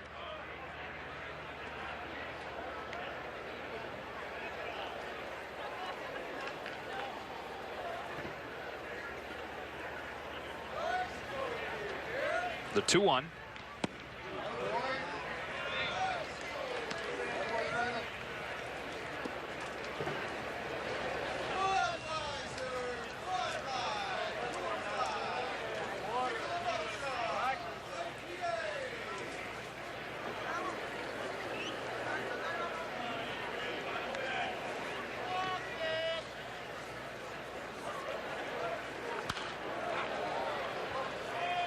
Count goes full.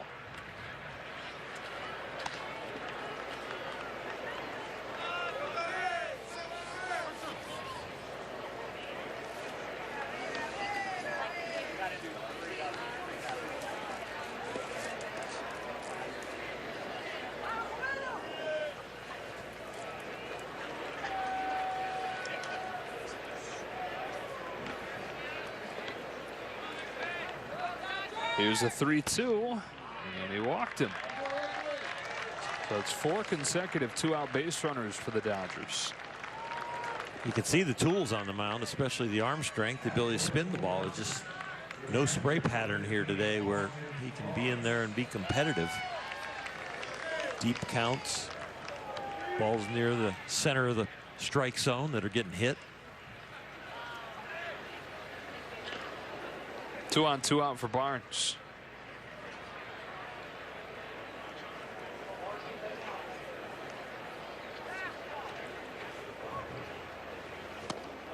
Back-footed that one for a strike. Morhone out of Cuba. Made his major league debut last year as a 20-year-old.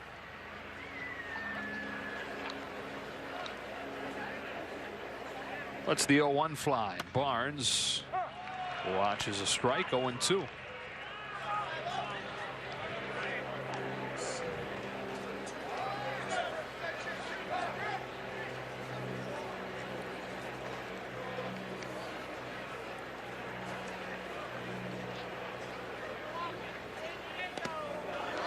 Kicks away. Both runners advance.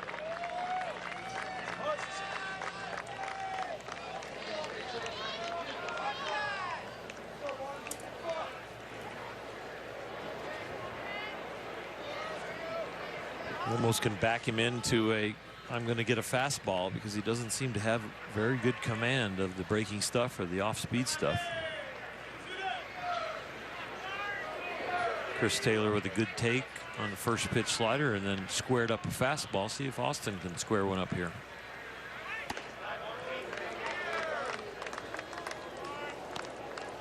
One for 2 so far today. Dave Roberts and the Dodgers really been happy with what Austin Barnes has done so far this spring.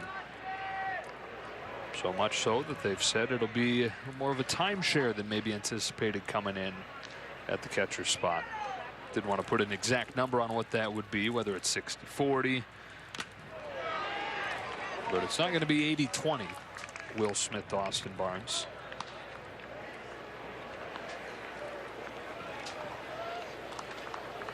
Austin has shown flashes of how good a catcher he can be, and especially with the bat.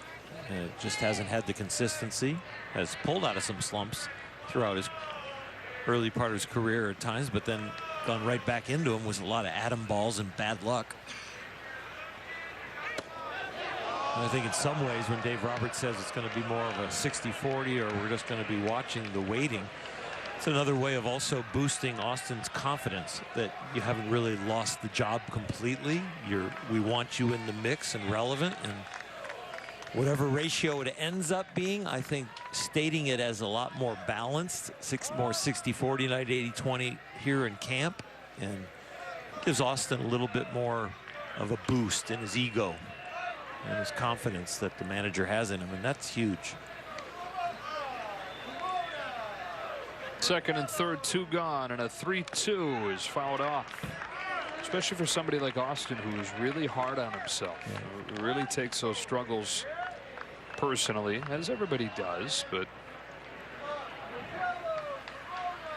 I think it's so true. I mean, if you come into camp and go, okay, Will Smith has won the job and he's going to be our catcher, and Austin will spell him at times, and day games after night games, and maybe a tough right-hander that we want Will to maybe take a day off.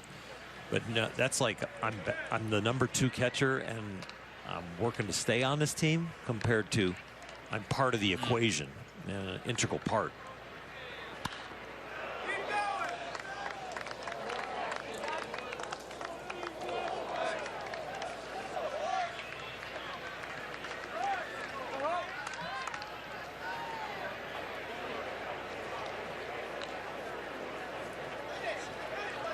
Ninth pitch of the at-bat coming to Barnes. Hernandez at third and Garcia at second. Morejon days ago got the first 2 outs of this inning. That is a bullet foul.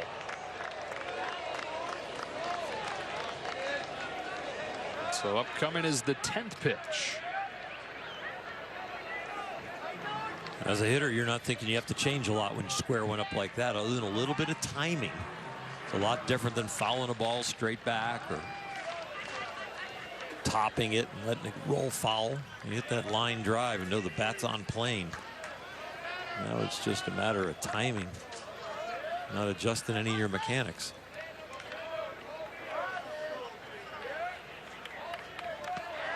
And on the 10th pitch, he takes the walk.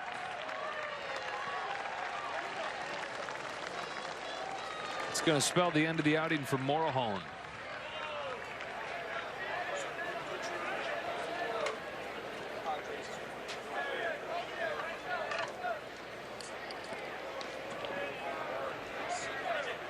Kyle Bearclaw coming in, bases loaded, 2 gone in the 6th.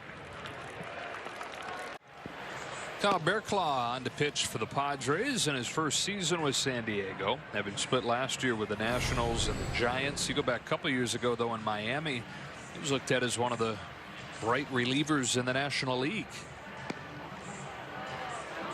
It's going to be an interesting season to watch this Padre bullpen, see what arms finally make the team and then how good they are.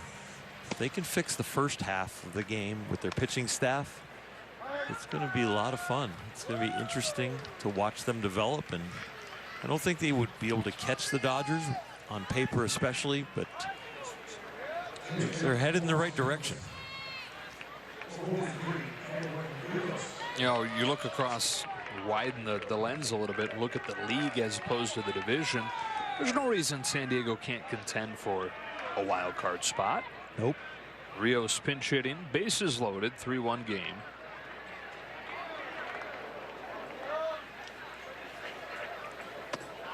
Ball 1.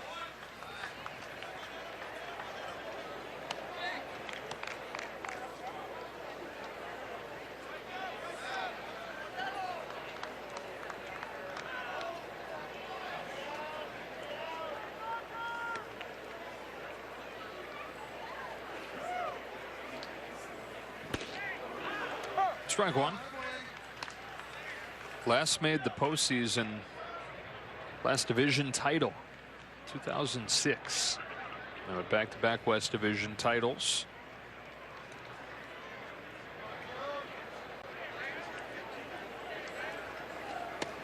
One of the Mariners and the Marlins with longer postseason droughts.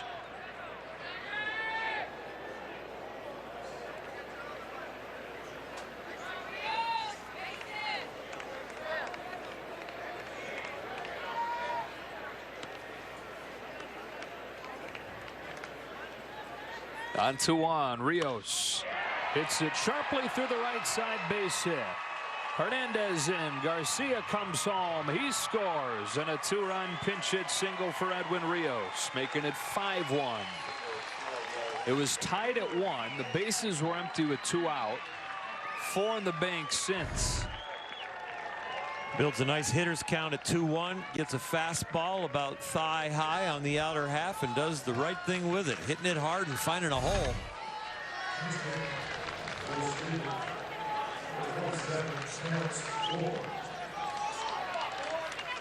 So the 5th consecutive Dodger to reach with 2 outs. Barnes to third. First and third is Terrence Gore comes up. I said 5th consecutive, actually 6th consecutive Dodger to reach with 2 out.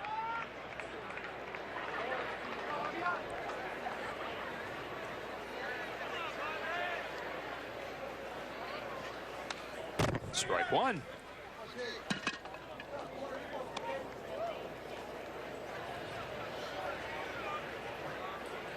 With the expansion of rosters of 26, Gore had his suitors out there as a speedster and defensive specialist. Chose to sign with the Dodgers on a minor league deal.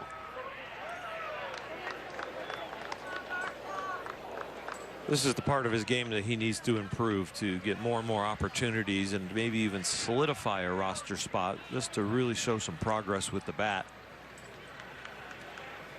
To carry somebody just as a pinch runner and a defender and just think that the bat tool is too low a grade to get him on the roster. I think the speed has got a good chance to get him on the roster, but you have to bring some other parts of the package with you that are close to big league average.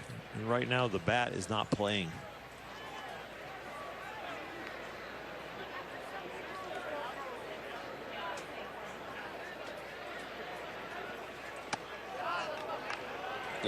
Over the first 5 years of his major league career, all in Kansas City, a touch of that in Chicago actually. 63 games, he had 27 stolen bases, but was 0 for 1 for 19 at the plate.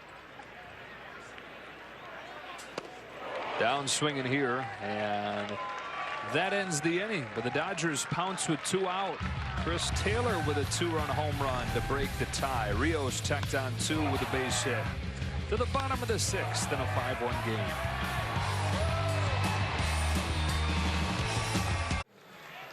Four 2-out runs for the Dodgers in the top of this 6th inning. Now to the bottom of the 6th, and we welcome inside Joe Davis and Oral Hershiser. Alex Wood started this game, struck out 4. He was impressive. Now Tony Gonsolin is in, worked the 1-2-3 first inning. He gets ready for his second now. It's been an impressive game so far with Gonsolin, the way he's throwing the ball. Most impressed with him because he's the guy making strides forward and really could make an impact on this team, either in the rotation sometime or in the bullpen. Alex Wood looks like he's back in the saddle like 2017, and it is so nice to see Chris Taylor and Austin Barnes and guys like that get off to a fast start here with their spring training swings and stats. It's got to feel really good for those couple guys. Machado came into the game 1 for 20 this spring as a bloop single today. Let's keep him cold till May. Yeah, right.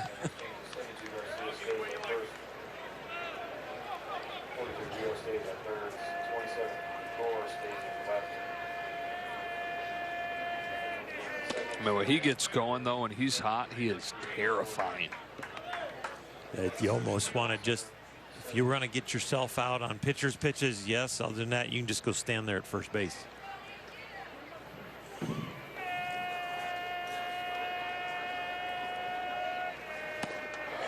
at that pitch, 2-2. Seems like to me that Manny has the type of personality that he probably feels like he can turn it on when he needs to. And knowing how much talent he is, I do kind of trust the fact that he can turn it on anytime he wants to.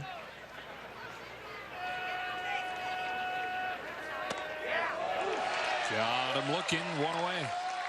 It's not on yet, but it is for Tony Gonsolin. He continues to make quality pitch after quality pitch. This one right here, he wanted to go slider low and away. Tony shook his head like, no, that when you left it up. But you know what? It was right there on the edge and acted like a cut fastball.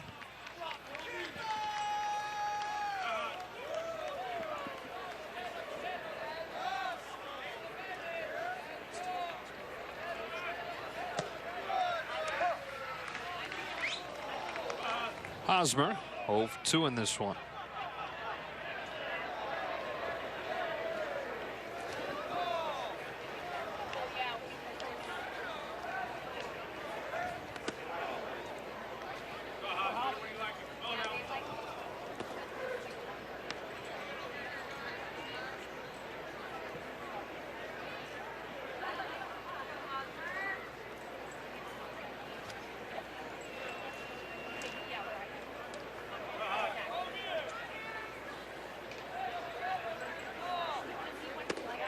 It was part of a very frustrating 2019 for Hosmer. Really frustrating 2 years for Hosmer in Padre uniform. Last April, he got dizzy after a post-game stay in the sauna, fainted, hit his forehead, and needed 9 stitches. Bouncing ball right side that Estevez gobbles up. Low throw dug out by Garcia, and they do get the out. That's the kind of thing, though. It's like pets' heads are falling off. You know, it's not going right in the field, and then you faint in the sauna and need stitches. You're glad when you faint in a sauna that that's all it was. Right. It would have been dangerous.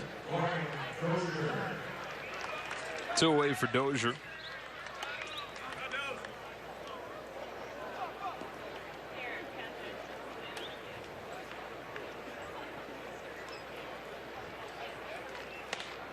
Weak contact under the glove of Gonsolin. Ranging to his left is Estevez. Wide throw. And Dozier is safe.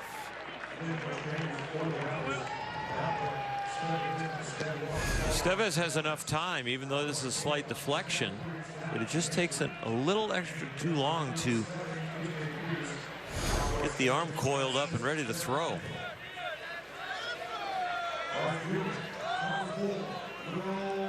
When I talk about guys having good baseball clocks, that was an example of a poor baseball clock.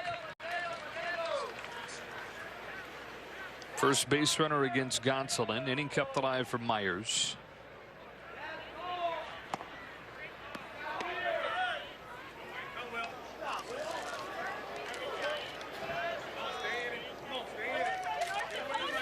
When the Dodger pitching have gotten routine defense behind him in this game, they have been flawless. The run in the third off of Alex Wood was strictly just some defensive flaws. McKinstry at short feeds Estevez and finishes off the Padres in the 6th. In 2019, Cody Bellinger filled his trophy case by joining the Silver and Gold Club and winning the National League MVP award. Now you can fill your bobblehead collection. The first 40,000 fans in attendance on Monday, March 30th versus the Rockies receive a Bellinger bobblehead commemorating his award-winning trifecta season, presented by Bank of America. For tickets, visit Dodgers.com/promotions. Kyle Bearclaw stays in. Zach McKinstry comes up. He's been a frequent contributor in spring training games for the Dodgers. Behind here 0-2.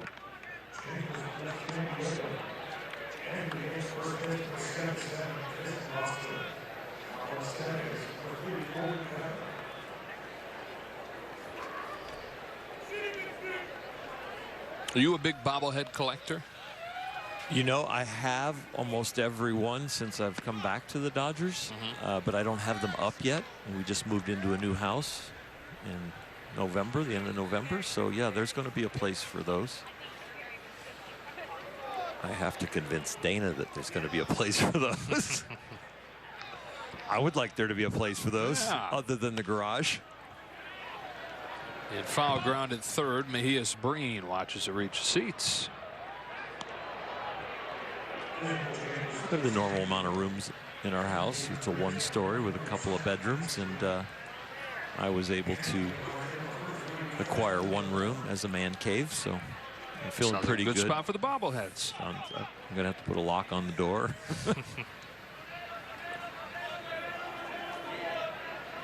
On 1-2, McKinstry hits it hard, base hit into right.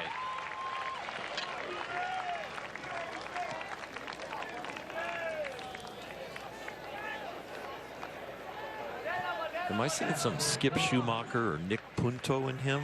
Guy who might be able to move around the diamond. A guy where the swing is tight enough and athletic enough to come off the bench, and it's not too complicated. And he might have a higher ceiling than that, but boy, there's a lot of big league actions there. Speaking of Skip, he's the associate manager. He talks on Thursdays. He does do that. Torrance keeps it close by, holds McKinstry at first. Yeah, that's just kind of an odd quirk of their media schedule. Chase Tinker, the manager, doesn't talk to the media on Thursday. Skip fills in. I believe there are other duties with the associate manager role, though. Yeah. Cooks on Mondays. Bartends on Tuesdays. Talks to the media on Thursday. And needs an off day after that, so Fridays are off. Yeah. Here's Peters. You know what's interesting about talks on Thursdays is that's a travel day usually in the big leagues. You don't have the same media responsibilities. I wonder if that's going to be the same schedule in the regular season. Right. Our associate manager, he talks on Mondays and Thursdays when we're on the airplane. Yeah.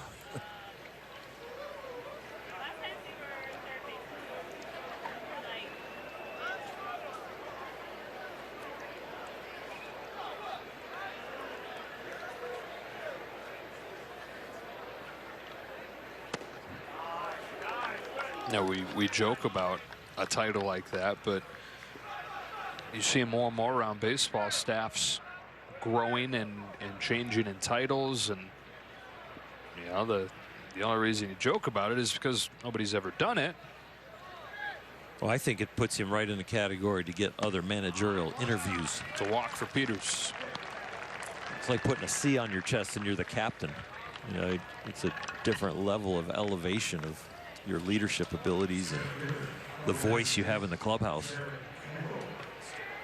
We're seeing more and more teams go to hitting staffs as opposed to just one hitting coach. Dodgers were ahead of the curve in doing that. Robert Van Scoyoc and Brant Brown and Aaron Bates. The Giants have gone to that system, hiring 3 young hitting coaches. Dodgers even with an associate pitching coach this year.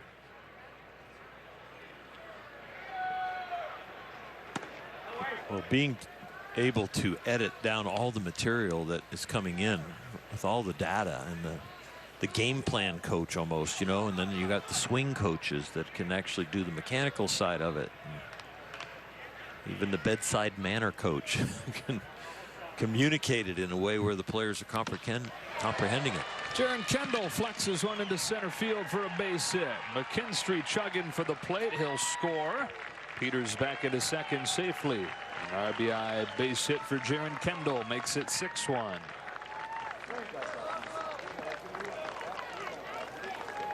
You know, just because it's never been done is not a good reason not to do it. Exactly.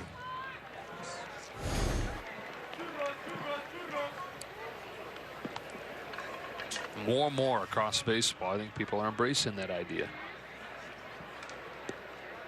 Well, the manager back in the day used to be the wise old owl. He had done everything in baseball, and he had become the manager because he had done it all and seen it all. And when most of the evaluation was done by eye test and batting average and RBIs and ERA, the manager was the wise old owl, and he was the leader.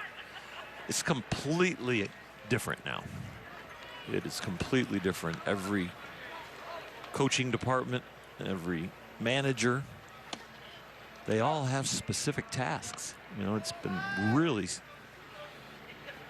gotten to a point where you are an expert in your area. It's hard to be an expert in hitting, pitching, fielding.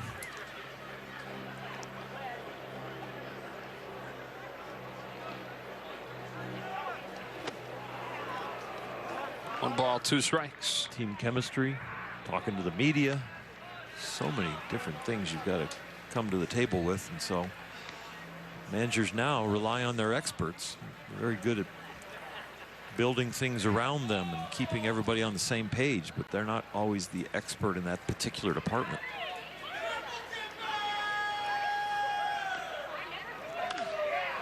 Waited on a breaking ball, lifted it to left center. Grisham with a call on the catch. Peters tagging from second. He'll take third, and Kendall does the same, taking second base. Well, very athletic youngsters making aggressive plays there.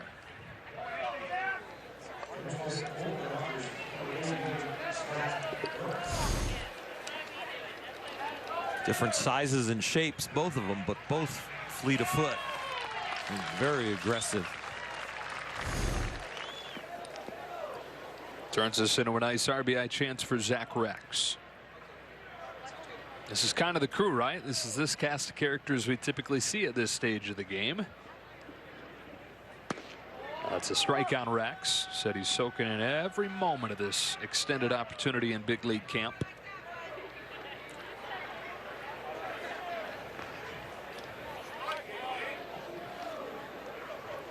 And by spring training numbers, he has a special one, huh? Zach Rex wearing 88.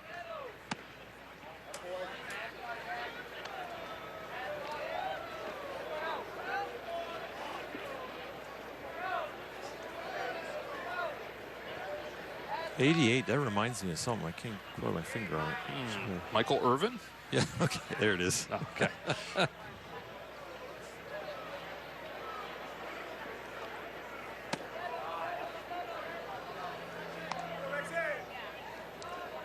These at bats in the second halves of these games until the regulars start going 6, 7, 8 innings.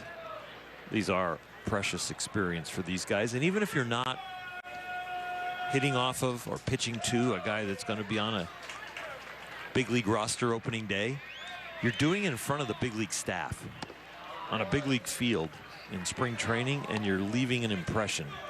And just the fact that that kind of stuff upgrades your effort, your concentration, the feeling of risk reward. If I can get it done here, I'm gonna really take a step forward. So in some ways, there's probably more emotion in the second half of these spring training games than there is in the first half. No question. Rex takes the walk to load the bases. Yeah, I'm sure you feel those eyes on you. How do you channel feeling those eyes on you? Get a hit, score a run, come across the plate, and you're high-fiving a big league staff. And Dave Roberts is patting you on the rear end and saying, "Good job, way to go." And it gives you some fuel. The pitching change here. Gerardo Reyes will come on after this. Gerardo Reyes, who made his major league debut last year, on to pitch for the Padres. Dodgers in front 6-1 here in the 7th. Another one of those times where you're trying to make an impression. This sidewinding righty, he can bring it up there in a hurry. Got to be able to spin it. See right there, that little hand signal right there means he's going to throw his two-seamer, which the catcher then anticipates a little downward movement. Padres looking for some outs.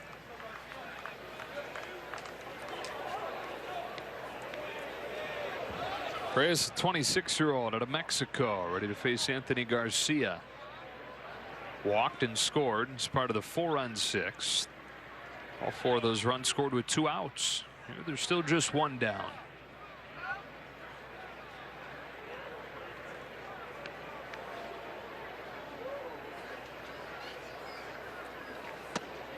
Ball 1.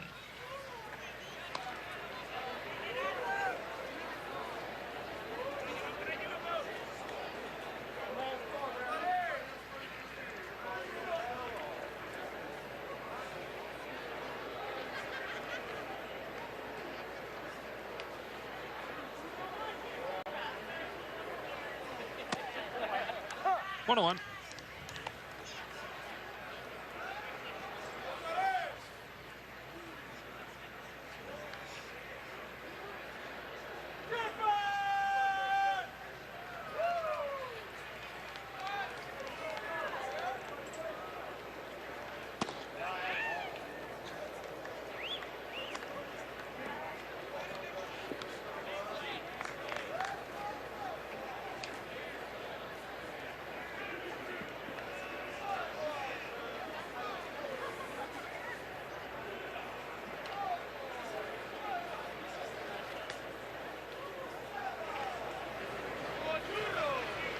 Two-on pitch. Big swing and a little foul evens the count at 2-2.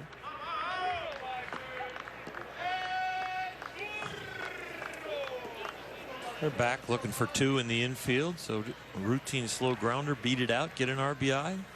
Right now, though, he wants to find a hole on that infield or touch some outfield grass with the ball, drive in a couple.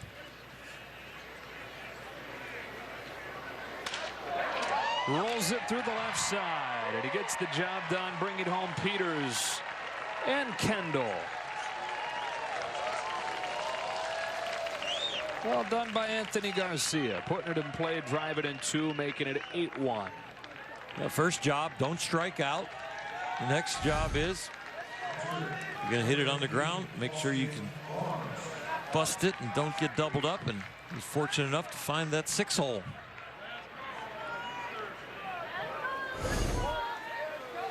He runs on 10 hits now for LA.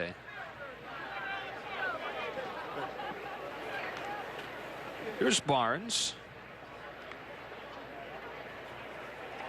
And there for a 4th plate appearance. Hitting a walk so far today.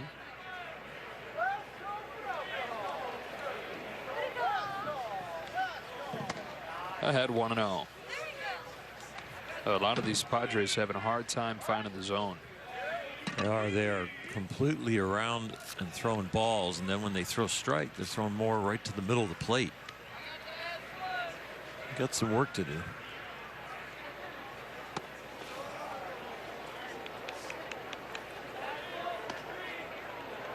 Like you mentioned, no trend at all to the misses. Scattering. Compared to Tony Gonsolin, who we saw about 17 minutes ago. That may be generous the other direction. But he's getting good practice on what it'll be like in a rain delay or a big inning prior. So I've been watching him down there. He's been standing up, looking around, and kind of keep moving. He's not one to sit over in the corner and keep a towel over his head and be quiet.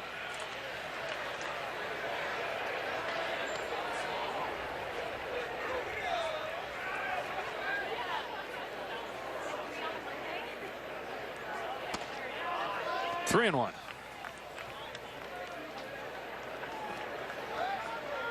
You know who that last shot at Tony kind of reminded me of? Him looking up out of the dugout. Who's that? The caddy in Happy Gilmore. Okay. He's just rocking back and forth, one leg to the next, just trying to figure out a way to stay occupied mentally and loose physically.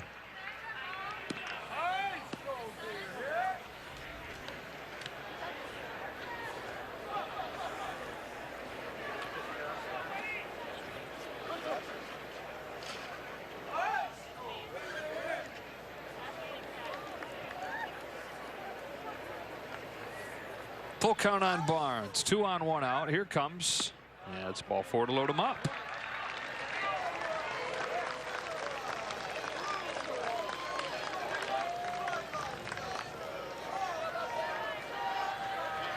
If you get something close to swing at, I would swing at it. You might start getting some Padre help behind the plate from Gabe Morales.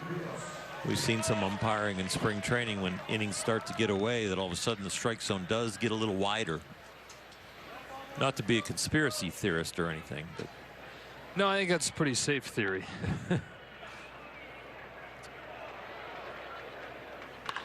especially with the night games when most of the restaurants stop serving at 10 o'clock.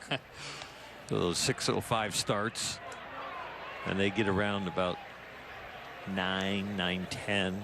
All of a sudden, the strike zone seems to open up, so the umpires can make their reservation.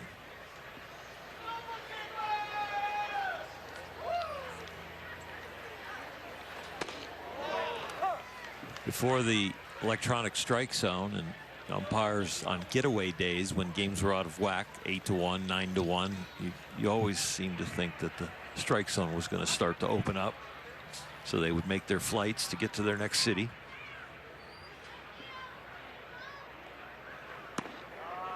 One and two.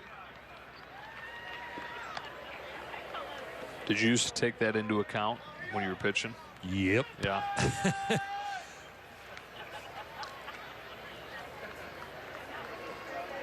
Yeah, you just got to know where the strike zone is, and you got to know, that it's going to be maybe a little tighter, and you got to earn it in the key situations. But if the game is out of whack, the umpires will keep the game moving along. Not always ringing guys up on the third strike, but you get it close early in the count back in the day, you're gonna get your strike when the game's out of whack at 9-1, 10-1, 13-1, and they're thinking about bringing in their extra right fielder to pitch. They're Russell Martin. Yeah.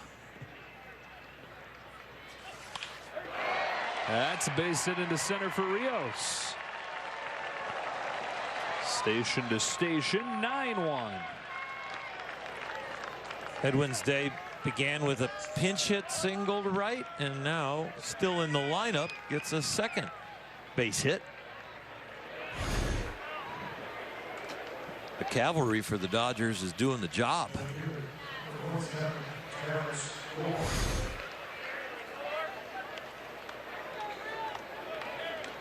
So Taylor's driven in 3. Rios is driven in 3.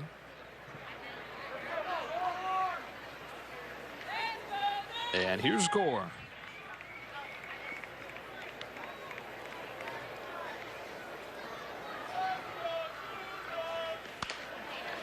That is a fair ball down the left field line for Gore. It'll score at least 2. Rios chugging around third. It is a bases clearing double for Gore. He's thrown out trying to make it a triple.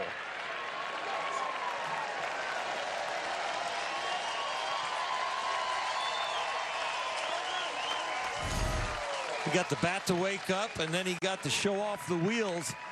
He could have ran hard the whole way around, but really couldn't because he had to keep reading the runner in front of him and reading Dino Ebel. Is Dino going to send the runner in front? So he had to kind of hesitate right there around second and throw into third. Just very bang bang. But a nice job with the bat and a nice job with the legs. So Gore, who has 1 career RBI, has 3 on that one spring swing. It's 12-1 and a strike on McKinstry. 4 in the 6th and 7 in the 7th.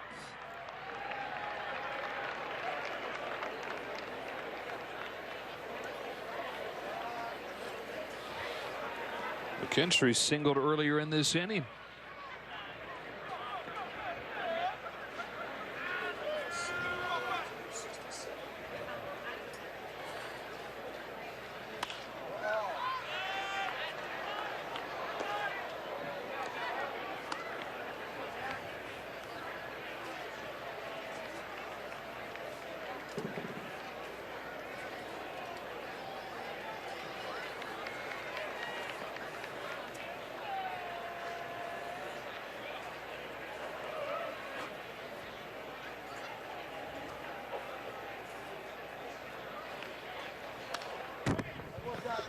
No balls, 2 strikes on McKinstry.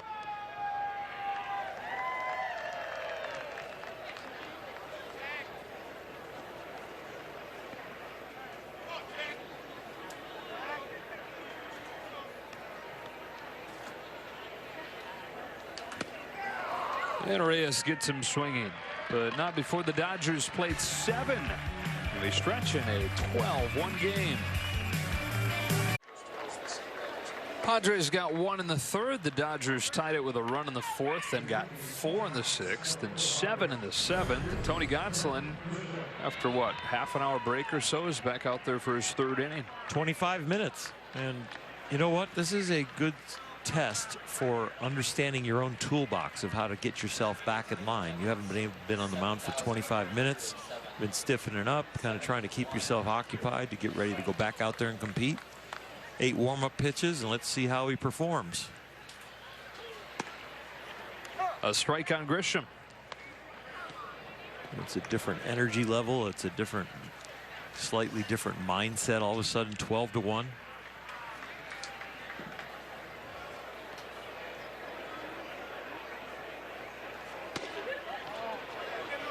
Good miss. Good spray pattern so far. Get that first strike and then try and make a quality pitch on the corner and just a little off. What happened to that strike zone widening out that we talked about? Right. I mean, that's got to be rung up right there. Late dinner plans. Sheesh. No plane to catch or anything? Apparently only some of us.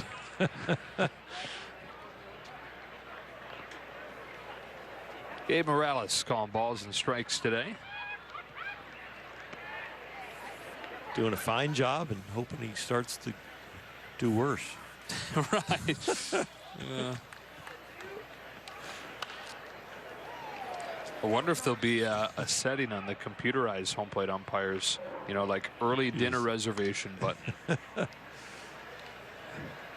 just should be able to, the robotic strike zone, we should be able to widen it or tighten. Dial. Just a dial. Sensitivity dial. Hey, let's do a little width this inning. Let's do a little height next inning. Yeah, fastball gets him swinging. I picture like an old sound mixing board. You know, a bunch of different dials on it. Tweak the corners, tweak the knees, tweak the letter level. 96 miles an hour blew by you. Dodger blew by you.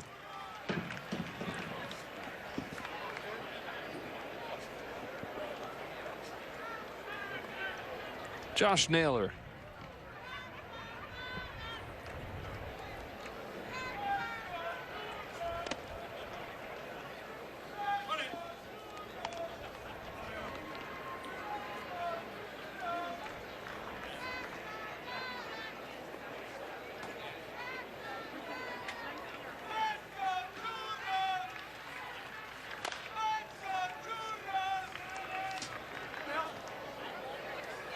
We're gonna "Let's Go Churros" chant from one of the vendors. I think I might have heard that. Sounds good. They're undefeated. A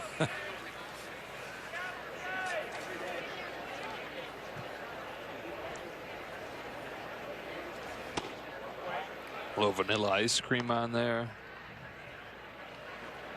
Yeah, and you can even get them to go from the ballpark and just pop them in the microwave when you get home. Right.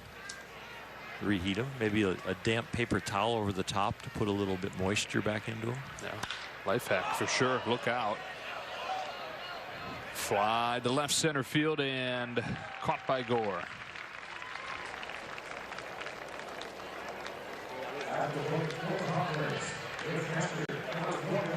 Now you got me hungry talking churros. Churros. Yeah. And they're completely off my diet. Until they're not. Exactly. Does he have them? He has them. Is that the churro man? That's him. Those are long churros. I know how to shorten them. Start eating. Strike one on Torrance. Does he have access to our level? Let's hope not. Although, yeah, I think you can walk like right up here, can't you? Yeah, he should be able to hand it to us right through the window. Next time you hear him yell, I'll yell back and go, yeah, churro, over here. Yeah. And with the churros being as long as they are, even if we're up too high, he can reach the churro up, and we'll grab one end and where is take the churro from him. He's leaning over by the Dodger dugout. That's the camera well. Is he telling him to come up here? Oh boy. He's got the whirly bird hat too. Right. Hard to miss him. suppose the hat would give him a shot to get the churro to us even if we were way up high. Okay, he's gonna fly up.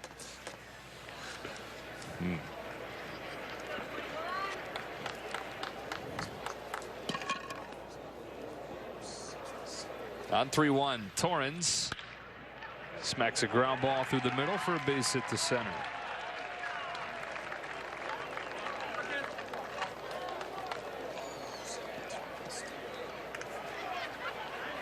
You watch the game. I'm watching the churro guy to see if he's not heading our way. He's going farther out towards left field now.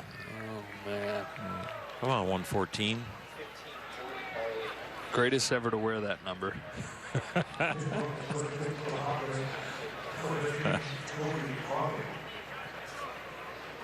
Pinch hitter is Ivan Castillo in a 12-1 game in the 7th.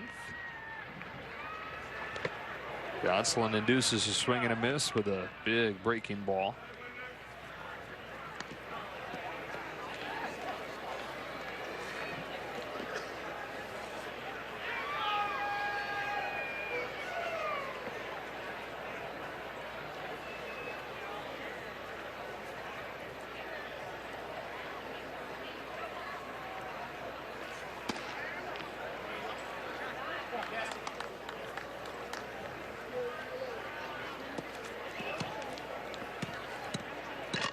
A 25-minute wait to start this inning for Tony Gonsolin. He's done a very nice job with his spray pattern and understanding his mechanics and how to get it out there and repeat it.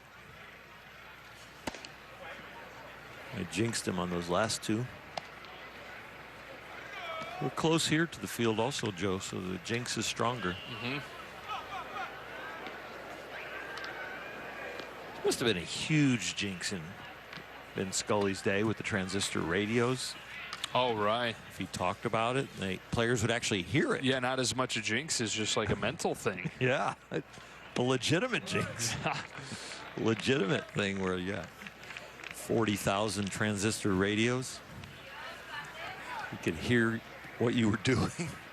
Get the play-by-play as you're doing it as a player. Yeah. Oh, what do you mean I'm 7 for my last 7? Oh, gosh, I'm due to make it out. Exactly. Full count. Did you hear that? The player coming up and saying, Mr. Scully, can you just lay off my stats? Yeah. Because I'm hearing you because all these people's radios are on. It's getting between my ears. Or at least give a bad stat so it jinxes me into a hit.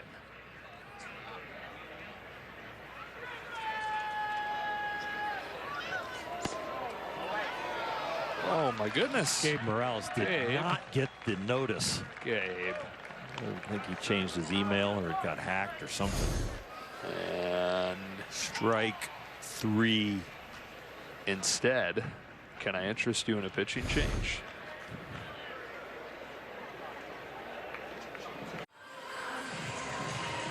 Tony Gonsolin, 2 2/3, logs 49 pitches. And leaves with men at first and second and 2 out. Another really good outing from Tony. He is locked in and he has made a lot of progress and is going to make it very tough on the Dodger brass and the coaching staff on where he ends up at the end of camp. Nolan Long, the new pitcher.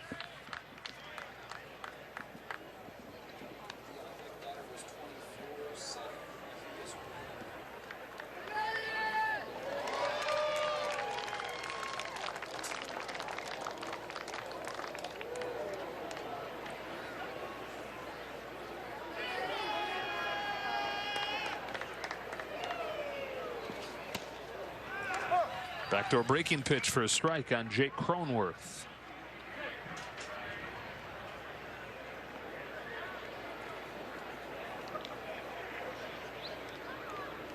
Cronenworth came in the same trade that brought Tommy Pham to San Diego. Somebody they have high hopes for. Part-time infielder, part-time reliever.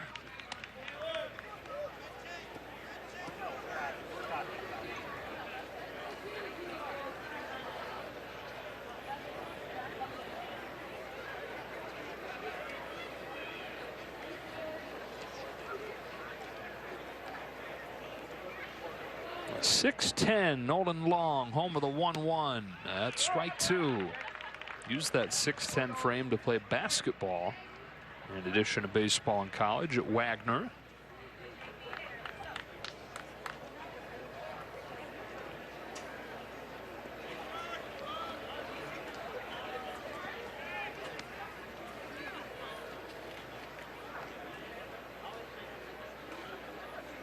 Here's his 1-2.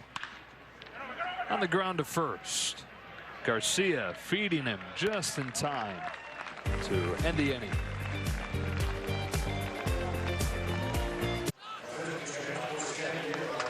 David Bednar on to pitch for the Padres in a 12-1 game in the 8th inning.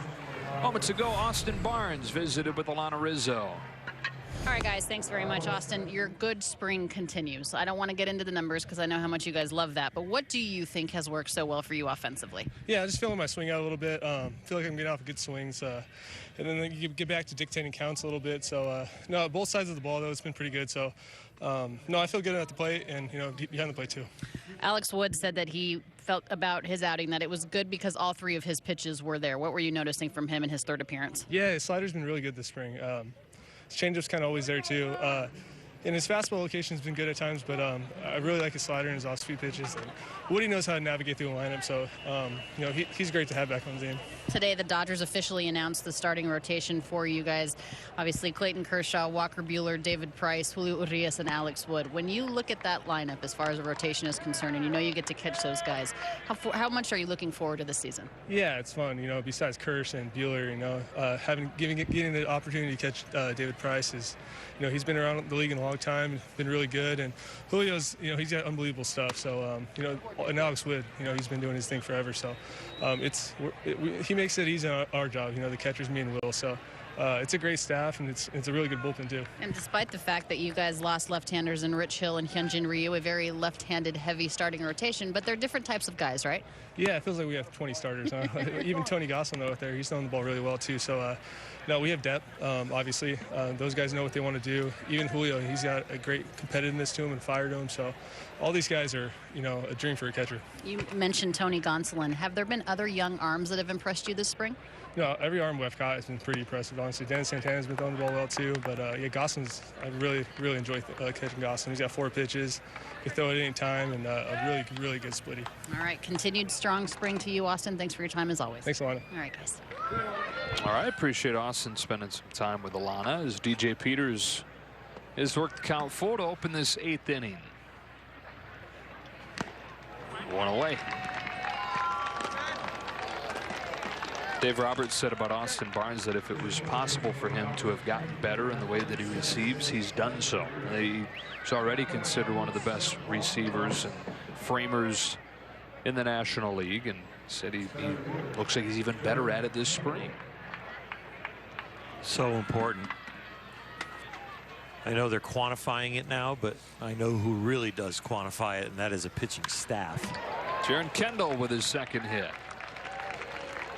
There's definitely a comfort when you have a great relationship with your catcher, and the relationship is not all about talking.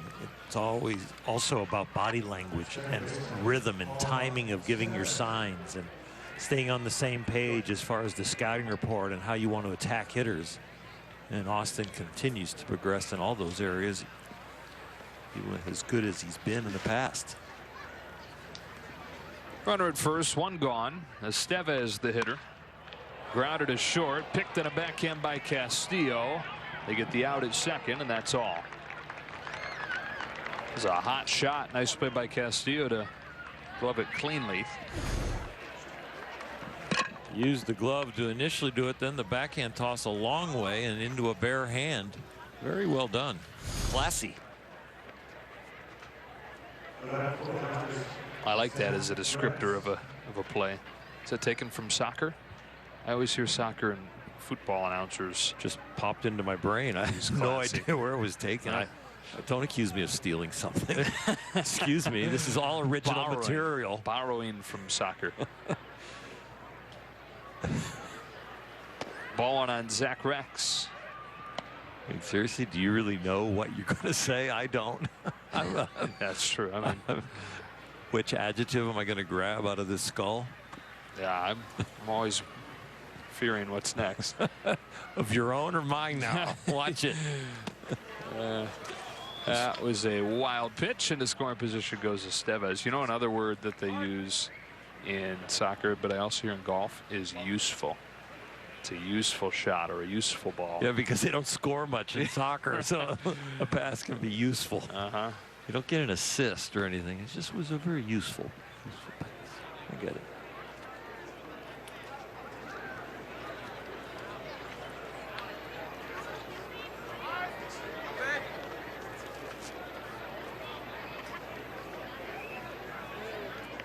Two-0. Live fastball there, 2-1.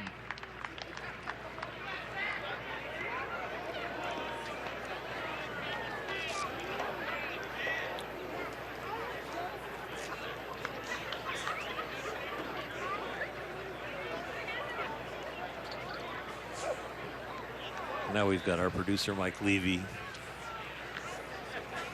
putting different adjectives in my head from soccer, from other different sports, you know, because he produces and directs hockey and different things. Do you have any good ones? He keeps saying brilliant to me. Brilliant. Stellar. Clever. Okay. I don't know why he's saying it to me in a high-pitched voice. I couldn't answer that. Stays at 2-2. Rex staying alive, with 2 gone here in the 8th.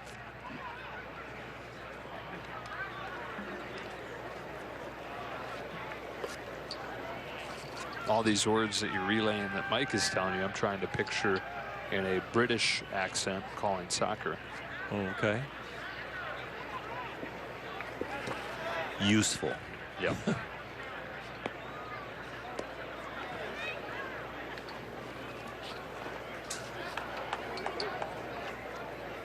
You ever hear that with golf announcers? Useful shot.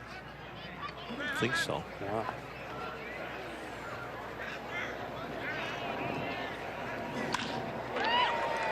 Fly to right center field, and it'll drop in for Rex. Rex headed for second. The throw's offline, and he's in there safely.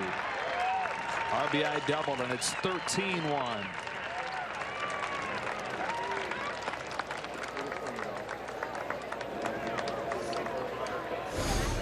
Not hit hard, but hit in the right place. Kind of a flare. Lazy fly ball that finds some grass. Actually going to rule it a single, and then advances on that bobble. RBI either way. Nifty play. Nifty, I like that. That sounds like a hockey term. I could hear Doc Emmerich drop. Yeah, I could see using nifty with a shortstop, making a nice backhand play, or maybe backdoor pick. You know, we should bank that one. Yeah, let's save nifty. Okay.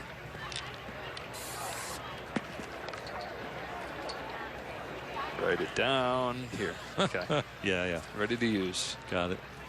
Have it on my list. Put a little check mark next to it every time you use it, so you don't overuse it. Right. We've used that one 14 times. Should probably find a new word now.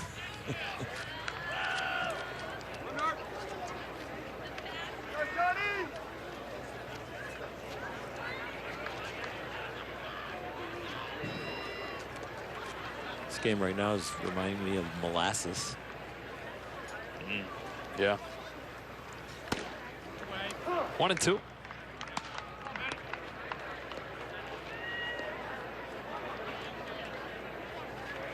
When you think of molasses, what do you think about? Slow. Yeah.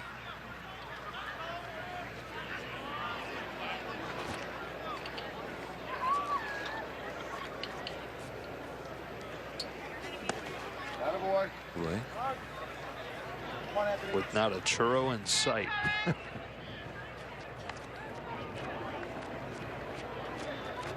We even know his number, but we can't get him to come close to us. 114. Where are you? That's it. Where have you gone? Needed you. I don't see a vendor in the stands. I think they've cut off sales. Yeah. Can't sell churros after the 7th. That ball is pummeled to center field. Trammell goes back off the wall. Anthony Garcia Headed to second with an RBI double. 2 touchdowns, a couple of extra points.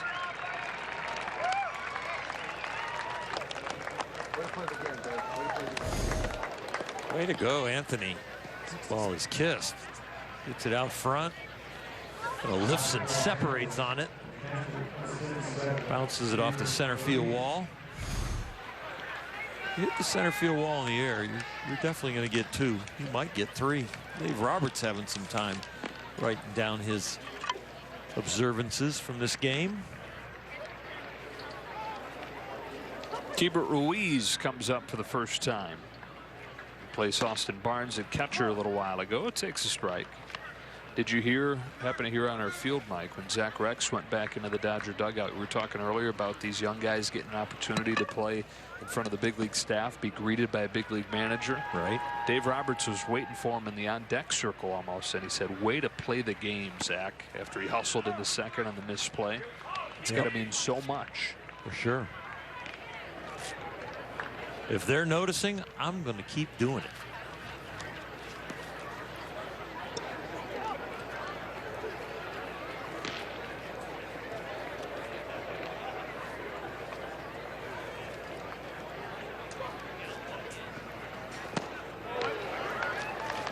That does it for Ruiz and the Dodgers in the 8th, but they get 2 more.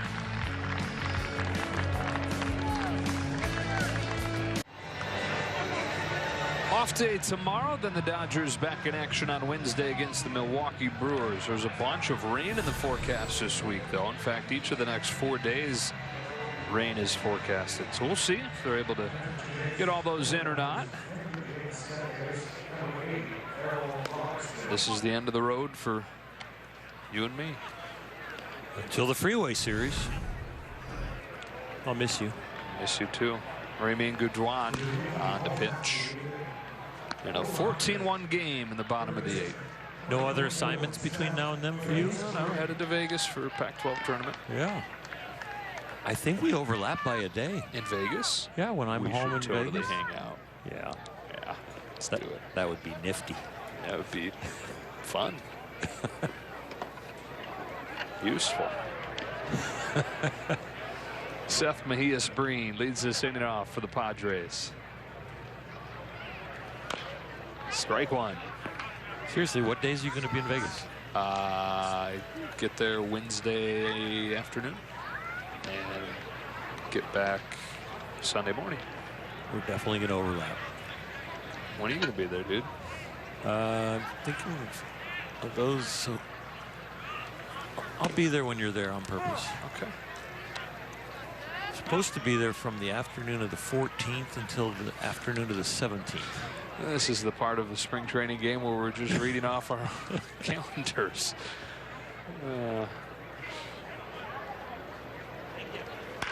Mejias-Breen down a line into right, down for a base hit. That's overrun by Peters. Mejias-Breen holds up with a double.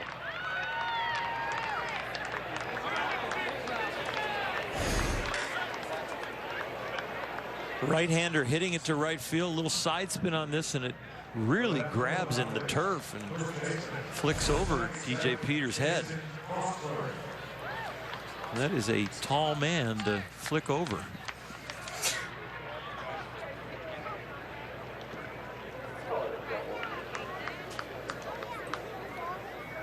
We've also reached the part of the spring training game where the official score on the microphone and the PA just formally announced that as, let's call it a double. Usually those announcements are a little more formal. That's a big scoring decision to come down. Yeah. Jason Vossler, the hitter for the Padres.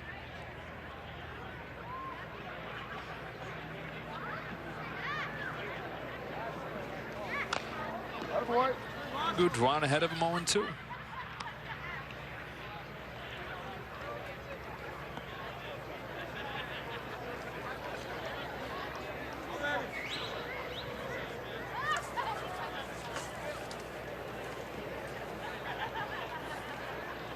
Vossler, former Cubs farmhand, waiting on an 0-2. is off of the first baseman Garcia, and Vossler's aboard.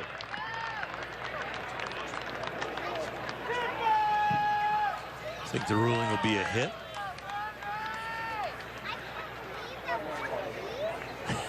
I don't know if you can hear that leaking through our microphones, but this time it was, it's called a hit.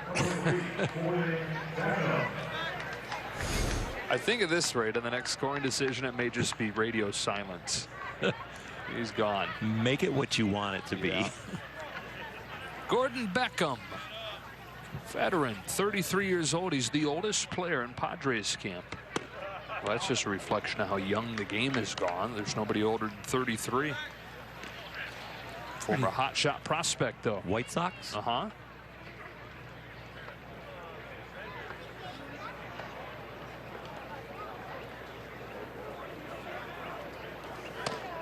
Actually played for 6 teams over the course of his career.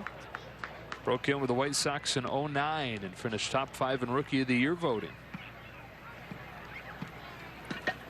As the only season of his career, though, where he was an above-average hitter. On a line to short, caught by McKinstry.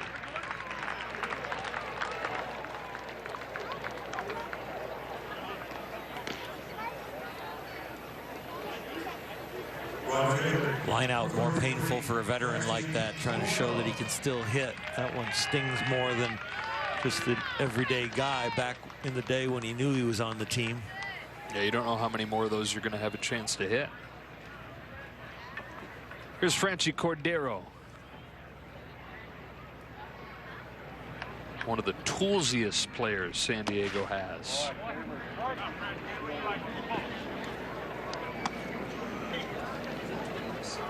Debuted during the 2017 season. Injury issues a lot of the time since. In one of his first games, he hit a home run that traveled almost 500 feet.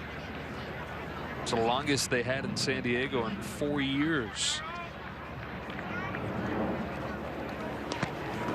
2 balls, no strikes. Good stop by Ruiz.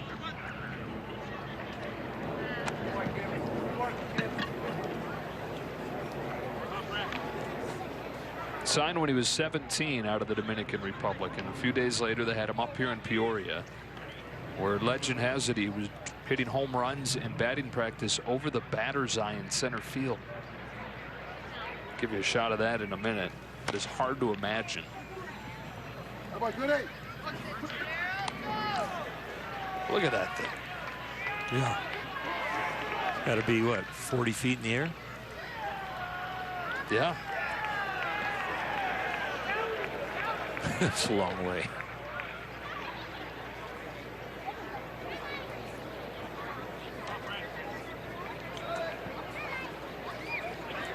On this 2-1. Swings through it. 2-2.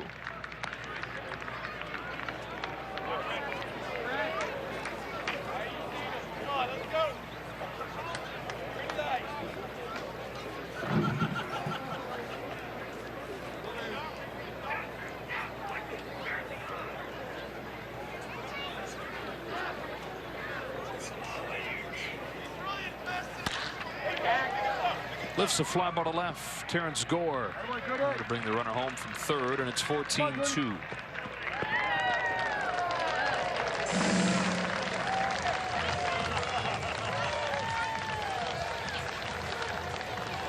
Trade outs for runs all day long. Keep throwing strikes. Disappointed you give up a run, but you're doing the job.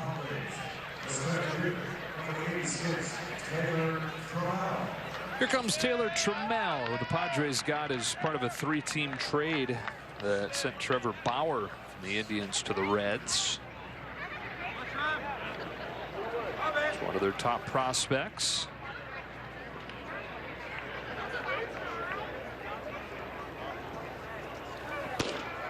And strike one of the 22-year-old out of Georgia.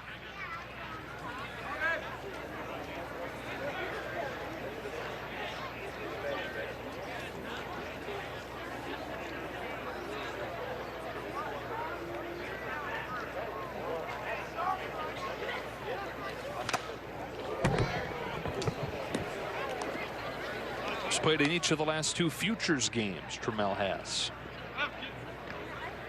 It's fun to look back at those rosters a few years later and see who's panned out, who hasn't. I know Nomar talks about covering that game for ESPN and meeting some of the guys and trying to do his own little scouting reports just based on sitting there talking with them. And one guy that really stood out to him was a young guy by the name of Christian Yelich. Wow. Some good scouting.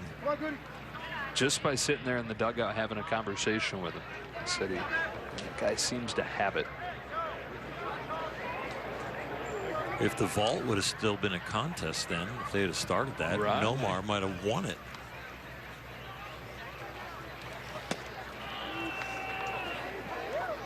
If you haven't heard yet, the contest, the vault, is now with MLB has put out that you can win $1 million if you can pick the future stars of the game in the next decade.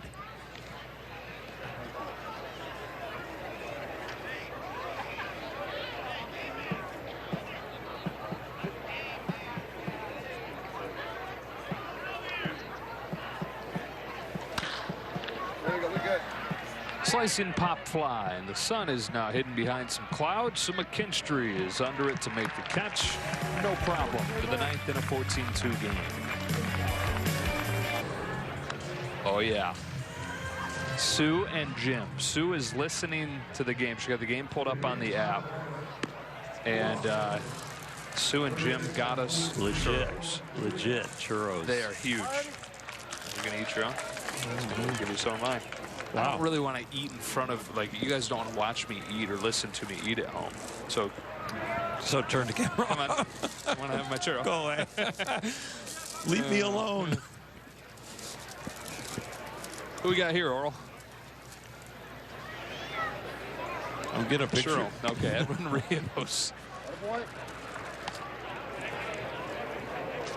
Okay, you have your bite. Tell me when you're ready, and then. Edwin's already had 2 hits today. So you're good. It's my turn to do the churro. Yeah. Churro up all you want. 2 for 2. You see the 2 singles, the 3 RBIs, and running. Because these are loud churros.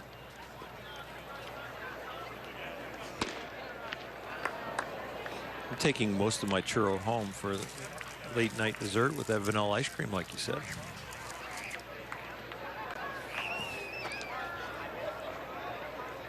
One of the advantages of not working in the truck with the crew is being out here in the churro land where churros can find you. Strike 3 called on Rios. I'm good. Go ahead. 14-2, but guys are still out here trying to impress. Sue and Jim certainly did.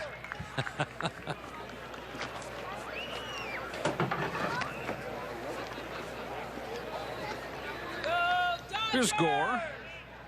Hit a bases clearing double his last time up. Looks at a strike here. Hit a breaking ball. He was out in front a little bit, but it helped him pull it down the line. Tried to stretch it at the end to draw the throw at third and got tagged out, but he did get the 3 RBIs. They crossed the plate before he was tagged.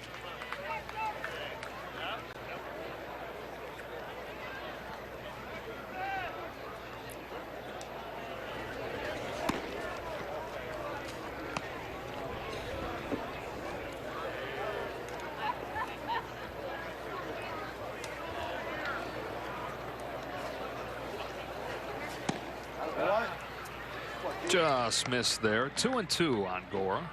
Just around the corner is the 3-batter minimum coming. Yeah, Thursday they're going to start to implement that. The 12th. Yeah.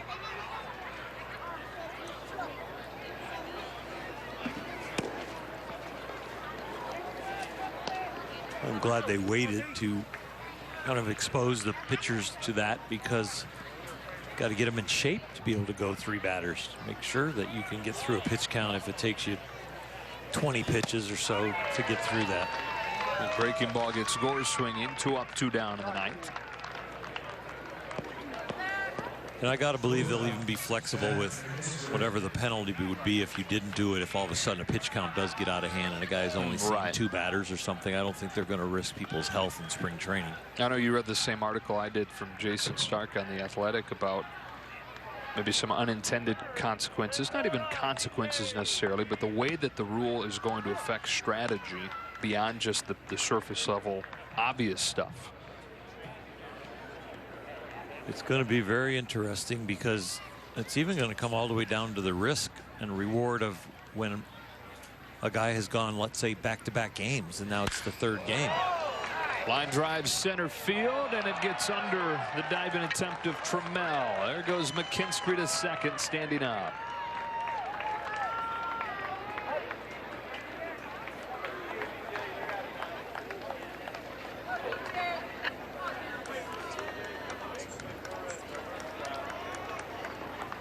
Trammell seemed to tweak something. Doesn't seem like he's injured because he wanted to get back out there. It definitely rattled some bones right there. Like he twisted his foot there too, his ankle.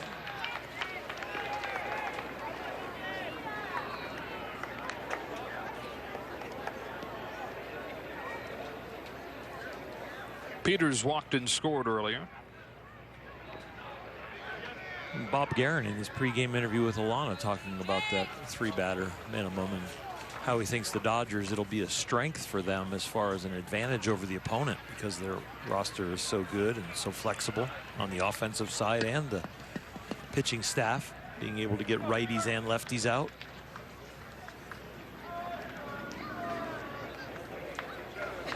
But when you bring into the equation a guy pitching back-to-back days and then all of a sudden considering him for the third day, you might have guys that are labeled end of inning guys.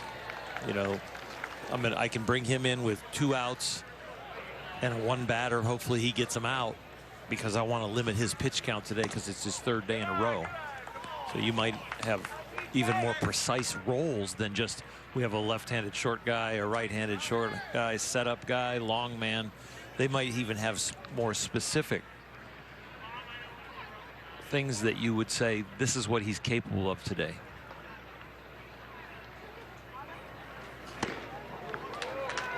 Some of those, you know, prior to that rule last year and earlier, you would look at your pitching coach and you'd say, okay, what do I got for Cleric today?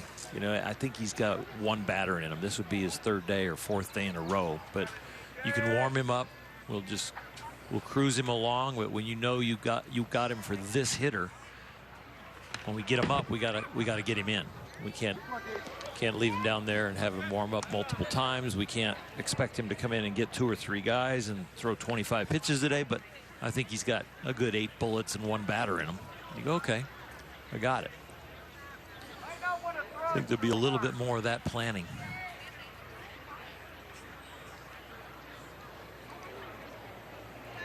One, two.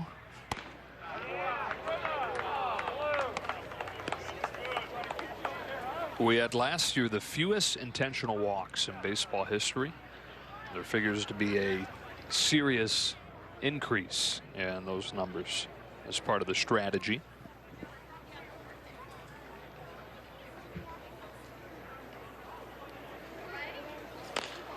Check swing Tapper. Gonna be a tough play with the way Peters runs. What a play by Castillo to finish the Dodgers off. And Holmes comes on to try and finish this off for the Dodgers. He's going to try and protect a 12-run lead. He is out there, I'm sure, with full adrenaline and full metal jacket, trying to impress some people. 5.31 ERA, making some strides. And you're not always going to make strides statistically, but you got to make strides with your delivery and your consistency. Then the statistics will come. 3 more outs, Joe, and you can get to the airport. I'm in no hurry, man. I just like hanging out with you. Don't jinx it. How's that a jinx? Want this to be a quick inning. Juan Lagares will hit for New York Met. Holmes to Lagares with ball 1. If you happen to not catch the news yet, Dodgers announced earlier today that Clayton Kershaw will start opening day. It'll be his franchise record 9th opening day start. Well deserved too, and boy is he looking really good and happy. And I think mainly happy because of the health, of course. Shoulders feeling great. Hips and backs are feeling good. The workouts have been going very good. The outings, so yeah, he's in a very good place. I'm excited about opening day. Aren't we all? Yeah. Good pitch by Holmes. 2-2. I can't wait to see Dodger Stadium and everything that's gone on between the foul poles and the new elevators. All the different things that are going to happen out there. I know it's going to slowly come together, but it'll be pretty close to finish when we open. Strike 3 caught on the inside corner. This would be awesome to be able to walk around Dodger Stadium and be able to make the full loop. So many people that go to the park, that becomes part of their tradition when they go to a game, is to make a lap around the park, and the ability to now do that at Dodger Stadium would be awesome. Webster Rivas batting with the bases empty and 1 out. Smacks the first pitch that he sees into right for a hit.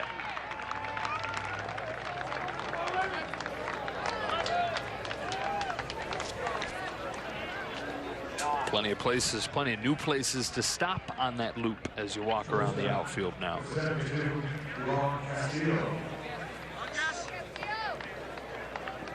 I think I heard even our pregame show. Yeah, we're gonna from out there now. Yep. They'll have to probably golf cart Alana out there. She's gonna have to wear flats. That's a long walk. They'll be golf carting the players out there for interviews. All right. And in the hands of Castillo. McKinstry out to catch it. And the Padres down to their last out. All Dodgers in this one today. It was 1-1 after 5 innings. Then the Dodgers got 4 in the 6th, 7 in the 7th, 2 in the 8th.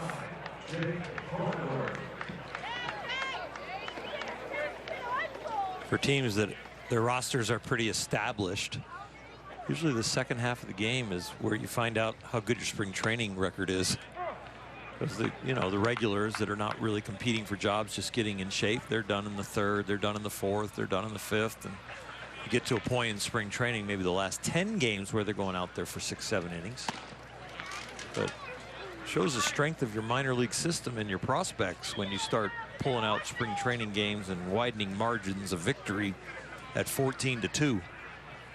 Padres actually entered the day with the best spring record in baseball at 11-4. This will put him at 11-5 as Rios makes the catch and a 14-2 walloping of the Padres today.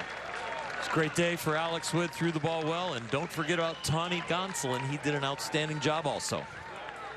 14-2 the final. You can join us on Wednesday after tomorrow's day off. Dodgers and Brewers live on Sportsnet LA at 5:30. For Earl Hershiser and Alana Rizzo, Joe Davis saying so long from Peoria. Plenty more Dodger baseball throughout the spring. Talk to you in the Freeway Series back in LA, then opening day 2 weeks from Thursday.